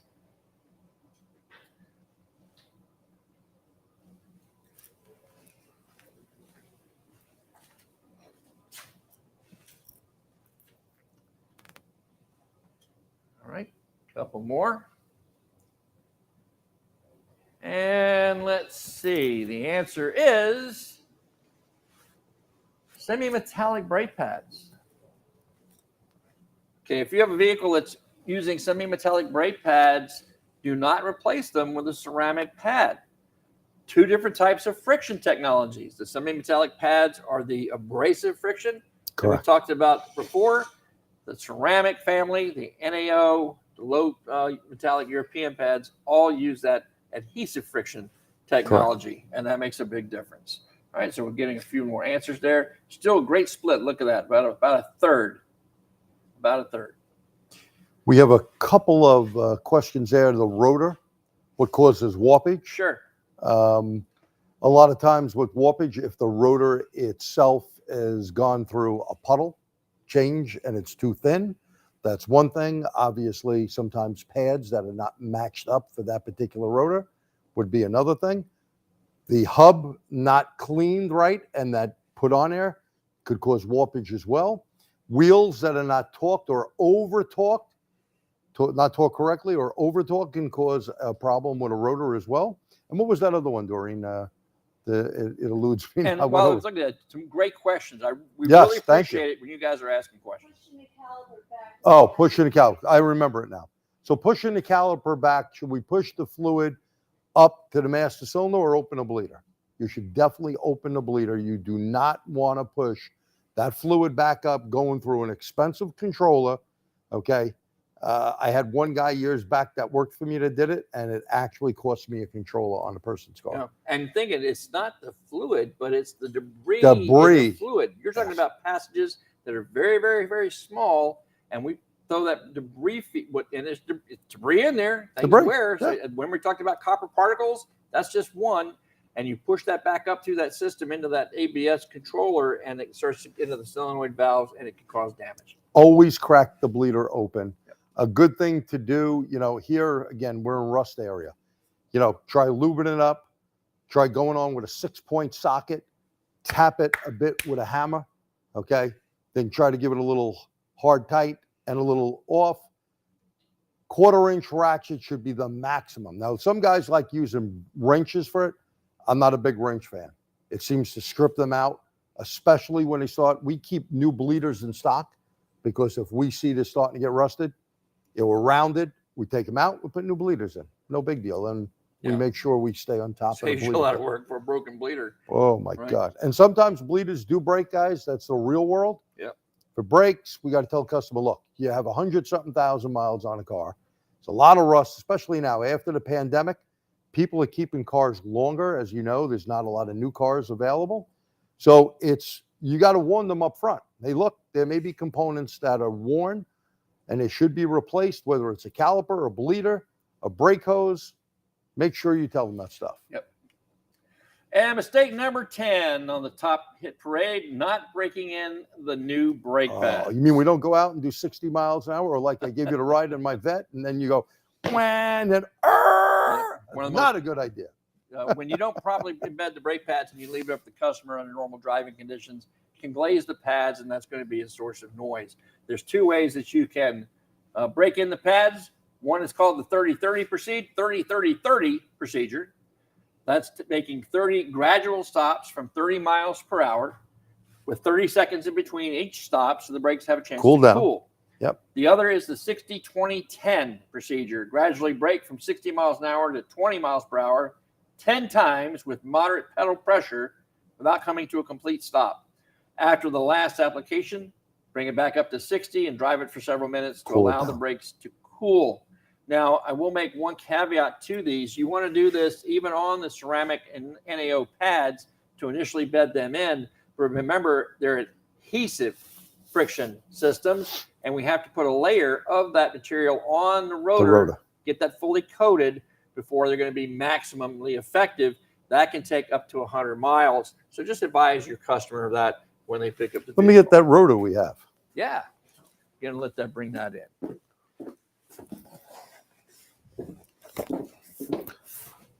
So this is a Duralast premium rotor. And by the way, you don't want your parts guy going and dropping it. Right. Dropping it is going to warp the rotor. But opening this up, Pete, we can see in the box. Yeah. There are directions in here about the rotor and what's going to happen to this rotor over time as the pads you're going to use So you can keep rust off this and the pads break in properly. Yeah, and once that this particular rotor, again, I use these on my wife's car. You don't clean it. There's nothing to No, clean. nothing to There's clean. a zinc coating to protect them from rusting up. You get it on the vehicle. You start to put that transfer layer on. Once that's complete, yes, it's going to look shiny again. But you know what? You're not going to have any rust issues with it because now it has that adhesive coating on them from the pads. Right. So you don't have the issue with the rusting. I know that's a very common issue. The vehicle sits. I'm looking at one across G's Bay here with rust on it right now. It only takes a little bit of time before they start to rust, and that causes noise. We think your customer's going to put the blame on that, right? He's going to come looking to you. So we want to make sure that doesn't happen. Cut the chances down. Definitely. All right, so that's the core of the presentation here. But what I got for you next is a video that will show you some of the procedures we talked about in more detail. And for those of you who are asking questions about what causes that rotor warpage, well, sometimes it's not warped, it's just warp-flooding. So we'll show you some of that in the video as well. True. So take a look at this, but don't go away. Yep, After we're we got done, more. we still got more. All right, here we go. What are the top 2 reasons your customers return with a complaint after you've performed a disc brake service on their vehicle? Noise and or vibration. I'll show you step by step how to perform a disc brake service featuring the use of Duralast brake system components. Along the way, I'll also share some tips on how you can avoid the causes of these common customer complaints and reduce your comebacks. But before we begin, let's take a look at exactly what causes noise and or vibration in the brake system. Noise can be caused by several factors. The vibration of the pads on their mounts is common, as is the glazing of the pads' surfaces caused by improper break-in when the pads were first installed. And if you're still resurfacing rotors and you're not cleaning them properly, the fine metal debris that's left on the surface of the rotor becomes embedded in the pad, and that can lead to noise complaints. Vibration, on the other hand, particularly pedal pulsation, is caused by abnormal wear, and that's caused by a misalignment of the rotor and the caliper. Ask your customer when they first arrive at your shop if they've experienced either problem, and pay attention to the pad wear and condition during disassembly. Both will provide clues to the actions you'll need to take to properly restore braking performance. The first step in avoiding both of these common complaints is an inspection of the hub and bearing assembly. Play in the bearing is measured in thousandths of an inch. So in order to get an accurate reading, we're going to use a dial indicator like this one. Now, if the play is out of specification, it can lead to bearing noise, abnormal tire wear, and abnormal brake pad wear. To obtain accurate readings from the dial indicator, it is important to thoroughly clean and smooth the surfaces where the dial indicator base and tip will be placed. Carefully use a fine file, wire brush, emery cloth, or honing stone as appropriate to remove any debris, nicks, or burrs. The dial indicator should be placed securely on the knuckle or a secure portion of the suspension. When setting the dial indicator tip, the indicator itself should have ample travel for the variation around the face. Position the indicator tip perpendicular on the wheel hub as close to the center of the hub bearing assembly as possible. This will provide the most accurate results. Grasp the wheel flange at the 3 o'clock and 9 o'clock positions and push in while oscillating the hub bearing assembly approximately 90 degrees side to side at least 5 times. Then set the dial indicator to 0. Next, pull outward while oscillating the hub bearing assembly. Again, approximately 90 degrees side to side at least 5 times. Proper loading and oscillation is necessary in order to fully seat the bearings. Observe the total indicator movement. If it exceeds 4 thousandths of an inch, recommend replacement of the hub bearing. If the hub and bearing pass inspection, take the time to clean up the hub surface. Any rust left behind will prevent the rotor from sitting flat on the hub. And remember, we're trying to ensure that the rotor runs perfectly perpendicular to the pads. Now, here you have to ask yourself a question, almost a multiple choice. Are you going to reuse the existing rotor? Or are you going to resurface the existing rotor? Or are you simply going to replace it? Some manufacturers used to be okay with reusing the rotors and didn't even recommend resurfacing as long as their minimum thickness had not been exceeded, there was no visual grooving or other damage to the rotor surface, and there was no complaint of brake pulsation. And that may have been okay in the days when manufacturers relied on abrasive friction to stop the vehicles. But today, more manufacturers are relying on ceramic or NAO, that is non-asbestos organic friction materials, that use a layering technology to stop the vehicle using adhesive friction. What's the difference between abrasive and adhesive friction? Simply put, abrasive friction occurs when the brake pad material is brought into solid contact with the rotor. Now, of course, this creates a friction area between the two surfaces. And while it does a great job of stopping the vehicle, it also creates a lot of heat. And this heat can soften the material in the rotor, break down the particles in the brake pad material, and even lead to premature failure. Adhesive friction, on the other hand, is a friction mechanism where the brake pad material is actually bonded to the surface of the rotor. And once the rotor becomes evenly coated, it is this layer that comes into contact with the brake pad. Brake systems that use adhesive friction, also known as adherent friction, are not as hard on the brake pads and rotors as are those systems that use abrasive friction. For that reason, your customer should expect not only more effective braking, but longer service life out of their brake pads and rotors. Now, a word of caution here, if the customer already has a braking system that utilizes adhesive friction, remember there's a transfer layer on the old rotor. It's not compatible with your new pads, so you'll either have to resurface the rotor to remove the layer or install new rotors. What about resurfacing? Many rotors today are often unserviceable at the first brake service, having worn below their minimum specification. And even if there is room to resurface them, the process makes them even thinner and less able to disperse heat.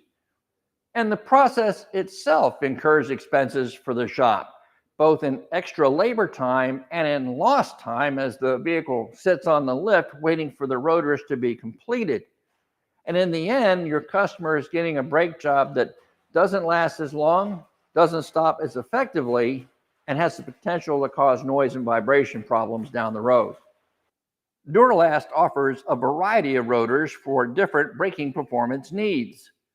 And with the evolving changes of OE designs, the Duralast brake program continuously makes improvements and innovations to the line, ensuring quality that remains OE or better. That may be one of the reasons that more technicians choose Duralast brakes. For the Scion, I've selected the Duralast Gold rotors. These rotors offer some extra benefits, like the Z-clad zinc coating to protect against rust, and it also eliminates the need for cleaning prior to installation. In addition, it contains a high carbon formulation for improved heat dissipation, which means a longer life for them and the brake pads. Choosing a good rotor isn't going to mean anything if you match it with an inferior pad. Now, Duralast offers a line of brake pads from OEM and OES match designs to those engineered for extreme performance. I'm looking for something a little better than what this car came with originally, so I've selected the Duralast Elite pads. This premium braking solution will provide me with the additional transfer layer I talked about earlier. These should provide the longest service life, the best braking performance, and the quietest ride. And on top of that, they're copper free, a feature that many of your customers may appreciate more than you might think. In 2010, California and Washington State both passed similar versions of a Better Brakes law that called for reducing the amount of copper, asbestos, and other heavy metals in automotive brake linings. Brake dust containing these materials can wash off roads and pollute nearby lakes and streams. The contamination can be toxic to aquatic life, and it can end up in urban water supplies. The law in both states now requires that any brake pad or shoe sold in those states have less than 5% copper content. By 2025, that content has to drop to less than 0.5%. And the same restrictions also apply on other elements in the brake pad, like asbestos, lead, and chromium. And we have one more thing to consider before we begin our reassembly, and that's the condition of the caliper and the caliper mount. There are two types of disc brake calipers, the fixed caliper and the floating caliper. The floating caliper is the most commonly used, and as the name implies, it must be able to freely move in its mount. Problems with the ability of the caliper to float freely are often seen as uneven wear in the brake pads, that is, between the inner and outer pad. The inner pad, of course, being the one on the inside of the caliper facing the wheel well, and the outer pad being on the outer side of the rotor facing the wheel. If you're going to reuse the caliper assembly, the mounts should be cleaned and lubricated prior to installation. Be sure to use new seals to keep moisture and dirt out, and make sure the mount surfaces where the pads ride are clean and free of any notching that could interfere with their free movement.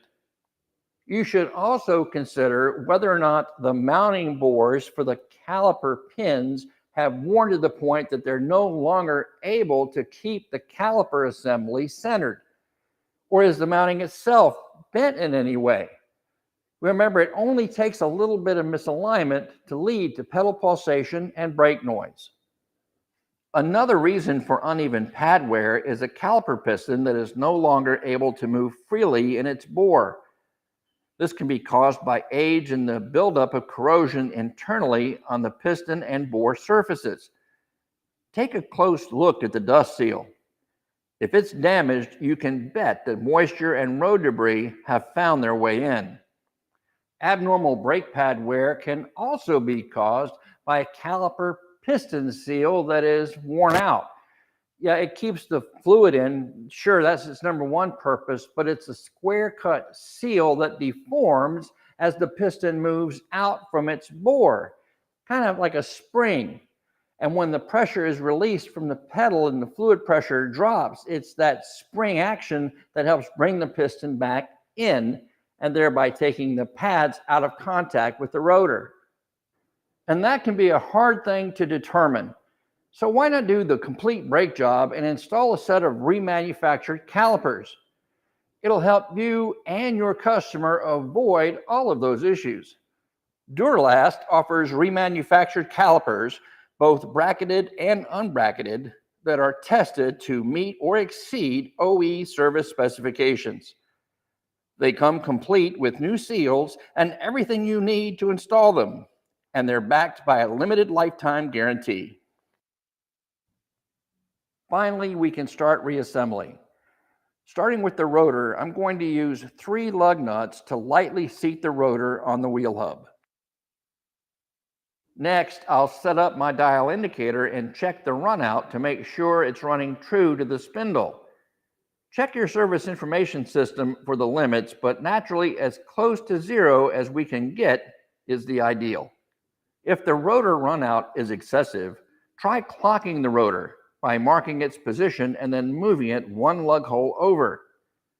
If you're unable to get the runout within specification using this method, it's possible that the hub face itself is bent. Not unusual considering the speed bumps and potholes we deal with every day. Replace the hub bearing assembly to correct. Next step is to install the caliper mount. Be sure to torque the fasteners to specification. Failure to do so can warp the mount and misalign the assembly to the hub and rotor. The calipers, as do the Duralast Elite and Gold brake pad kits, come complete with the same hardware you'd expect to see on the OEM setup. The difference is these are made from 301 stainless steel, and that's a step upward from the 201 many manufacturers use. It's important to replace the hardware to reduce the chance of noise caused by pad vibration. It also helps ensure that the pads can move freely on their mounts. For added insurance, lightly lubricate the surfaces with a high-temperature brake grease. When installing the pads, look carefully for any directional instructions on the pad. Some inner and outer pads are easy to spot, others not so much. But installing the wrong pad in the wrong place can cause that noise complaint we're working so hard to prevent. With the pads installed, I'll place the caliper bodies in place and connect them to the brake lines using the new banjo bolt and sealing washers. Again, torque all fasteners to spec and bleed the system according to the OE procedure. With the wheels back on and torqued to spec, there's still one important step we have to perform, and that's bedding in the new brake pads. There are two common ways recommended for this. The first is the 30-30-30 process. That's 30 gradual stops from 30 miles per hour with 30 seconds in between each stop to allow the brakes to cool a bit before the next application. The other common procedure for bedding in new brake pads is the 60-20-10 process. This means you drive the vehicle at 60 miles per hour and you use moderate pedal pressure to decelerate to 20 miles per hour without stopping. And you repeat that process 10 times in succession. On your last time, bring the vehicle back up to 60 miles per hour and drive it for several minutes to allow the brakes to cool down. Of course, obey all local traffic laws and use some common sense when you choose the process that you're going to use. I don't think your local law enforcement would take too kindly of you slowing down to 20 miles per hour on the freeway. Since the brake pads I installed on the Scion use layering technologies, it can take 50 to 100 miles for the layering to be sufficient to completely coat the rotor. And while a complete brake job will require a little more of an investment on your customer's part, if you take the time to explain to them the benefits of increased service life, better stopping performance, and a reduced or eliminated chance of any noise or vibration issues appearing, I think they'll understand that the value of what you're offering far exceeds what you're asking for the service. All right. So, have a couple questions, I think, Eric. What about rusted rotors? Because the vehicle sat for a while. If the rotors are rusted, again, these probably one of the semi-metallic systems, and if it's pockmarked, pitted, replace the rotor. And don't try to save it. If you try to cut it and get all the cut out, you'll probably bring it below minimums. And replace the pads as well. Do a complete brake job replacing the rotor. Absolutely. And I know one of the comments is going to come up is showing, well, you got to replace all this stuff. That's a lot of work to do. Well, let me tell you what. Like I said before, close is not good enough. Right? Wrong. I'm not saying that you have to replace every component of the brake system every time you do a brake job. What are the complaints? What are your test drives? What are the visual indications that you see in the brake pad wear? All of these are things that will help guide you in what steps are necessary for that particular vehicle. What I do want to stress, though, is taking those extra steps to make sure that the caliper assembly is square to the rotor and the rotor square to the hub. All of these are going to make the difference between an 8,000-mile brake job and a 20,000-mile brake job. Which one do you want to offer to your customers? Do you have any more questions for us before we? What is the correct caliber grease to use? The pink ceramic stuff or the green synthetic stuff? I don't know by the color. If you look at the bottle bottle should tell you what the application is for that grease. There's high-end brands that you're used to out there that make a lot of different products. use one of the high-end names and you'll get a good brake. Yeah, It use a actually name does. you can trust. Name you can And trust. keep in mind that the grease that we're using to put a little bit there on the abutment clips for the pad movement is different than what you're using for those caliper pins. Exactly. Totally different. Another quick note for you. Some vehicles you see, I think it was on the Euros that I saw replacing the pads, you'll notice that they have a peel-off sticker on the shim, and they're used to actually glue the pad to the caliper mount. So if you see that, that's one place you don't want to put grease. No, not a good idea. Grease and glue don't work too swift, right? Any other questions? Well, hopefully you got some good info tonight. We're not done. I know, but I'm just telling. Hopefully you got some good info tonight. Yeah. In fact, we're going to ask you right now a question of our own. Please tell us tonight, what do you think we rated? Did we do a good job for you? If you thought hanging out with us tonight was well worth it, then give us a 5. And if you think that we both sucked and you didn't need to space your time, give us a 1 or anything in between and let us know how we did. And we definitely thank you. Another question, Doreen? Why are they doing that? Apply grease to the pads. Is that okay? Apply grease to the pads? Not a good idea. Oh, I know. We saw the back of the pads he's talking about. Yeah. Yeah. And if you're to me, that's a Band-Aid if you're not cleaning off the caliper bracket where they come into contact and you're trying to make up for that, then it's trying to do away with noise. But what happens is brake pads get hot. That grease can get onto the rotor and the pads and do more damage. Yeah. Do it right. Make sure you have the right shims and clean the calipers correctly. New shims on the pads. Yeah. And another thing I learned is but a lot of cheap pads don't come with shims. Yeah. Yeah, exactly. And just oil from your skin on the surface of the brake pads can lead to a noise issue. Yeah. So make sure you don't touch the friction material. Right. Get that Clean. contaminated. That's why these are even cleaned up, and I had washed my hands before. But you see how these are wrapped? These Duralast pads are wrapped like this. Yeah. Don't go putting your hands on there, and especially when you're working with brake fluid. You may have just taken the caliper. There's grease. There's dirt. Yep. Clean your hands. Have a good rag around, or go wash them. Yep. And for you guys that wear gloves, well, you still could have oils and grease on your hands on the gloves. All right. Guys, I really appreciate your feedback. Thank you so much. Of Yes. course, we both know that there's a lot of things you can do with your time other than hang out with us. We're glad you chose the latter, and we hope you'll join us again for our next webcast in April. We want to give another thanks to our sponsor, Duralast, for helping us put this on. And from my side, hey, if you're not already reading the magazine or subscribe to us on any of our social media, do that, especially our YouTube channel. That clip I shared earlier is one that is on that channel and has been there for some time. There's a lot of great resources for you there. And then the next thing we got to make sure we tell you about is the big event. The TST big event, Saturday, March the 19th. Be there and learn a bunch of stuff. And tonight for you guys only, if you go to the website, under webinars, can I have the little pointer doohickey here? Right here, right on the webinars and events.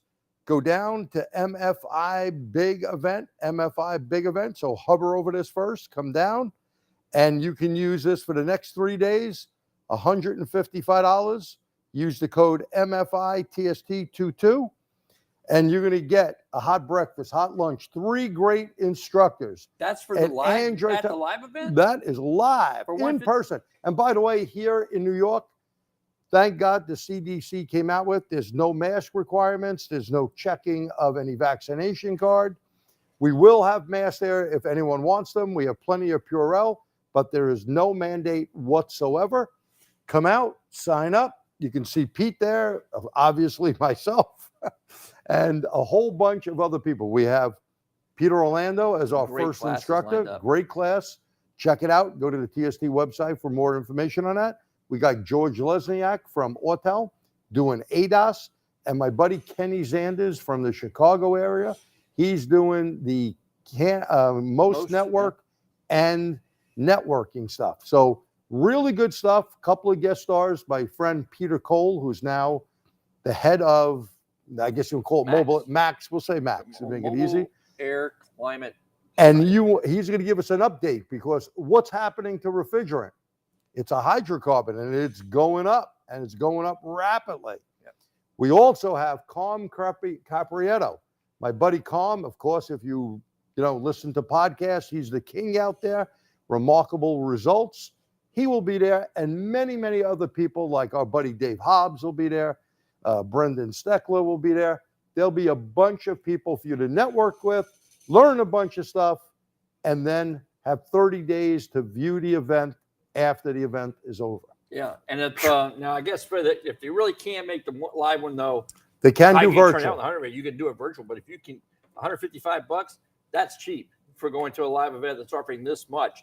And I want to say something to you guys too. As for a scholarship that we got from our generous sponsors, so we want to thank them. Yeah. To pass that on, it's usually $230. Yeah. So there's a That's a big change there. Yeah. One thing I want to point out here too is that George Lesniak, which is one of your featured trainers, is going to be doing ADOS, like you said, which is very important. And I want to say something to all you guys who are watching, because we see this a lot here lately. A lot of shops who are not getting involved with doing the recalibrations or initializations on these systems. They're not replacing components related to that, and they think they're free and clear. You're not. If you're doing alignments, if you're doing tire work, suspension work, if you have to pull the front covers off to get to the condenser or radiator for repair, and you have to take the forward radiator off, you're in the ADOS business whether you like it or not. And you can't take it off and bolt it back on and expect it to be correct. You need to know what's right and what's not right. And the man I hear it from is George Lesniak for sure. Definitely. He knows the hotel stuff in and out. All right, Question, go ahead. Pete, how often do these stream? How what? How often do these stream? Okay, well, it's for tonight. If you watch tonight, you have your account now with Motor Age Training. You can go back and look at this whenever you want. It's on your account. It's on your record. You can access it whenever you like. We actually do now 8 webinars a year. So we have January, February. We don't come here in March. April, May, skip June, July, August, skip September, October, November. And if you follow us on Facebook or any of the social networks, on YouTube, or you subscribe to the magazine, or you get the newsletters, you'll know, just like you found out about tonight, when the next one is going to be coming. And all the ones that we're doing this year are at no cost. You're more than welcome to attend. Yes. In addition, now that if you're new to the Motor Age Training site, look in the library under webinars, because there's a lot of stuff that G and I have done over the last decade that's available for you to view, again, at no charge. Yeah, there are some things on there that are pay-per-view, but a lot of that stuff is available to you at no charge. Of course, there's Motor Age Magazine YouTube channel and the TST Seminars YouTube channel to take advantage of. Well, thank you once again for coming out. And Yeah. Pete, thanks for coming up and freezing. Yeah. As good as always. And thank you Yes, for most of hanging all, out with us tonight. Thank you. All right. Have a See you good next night. time.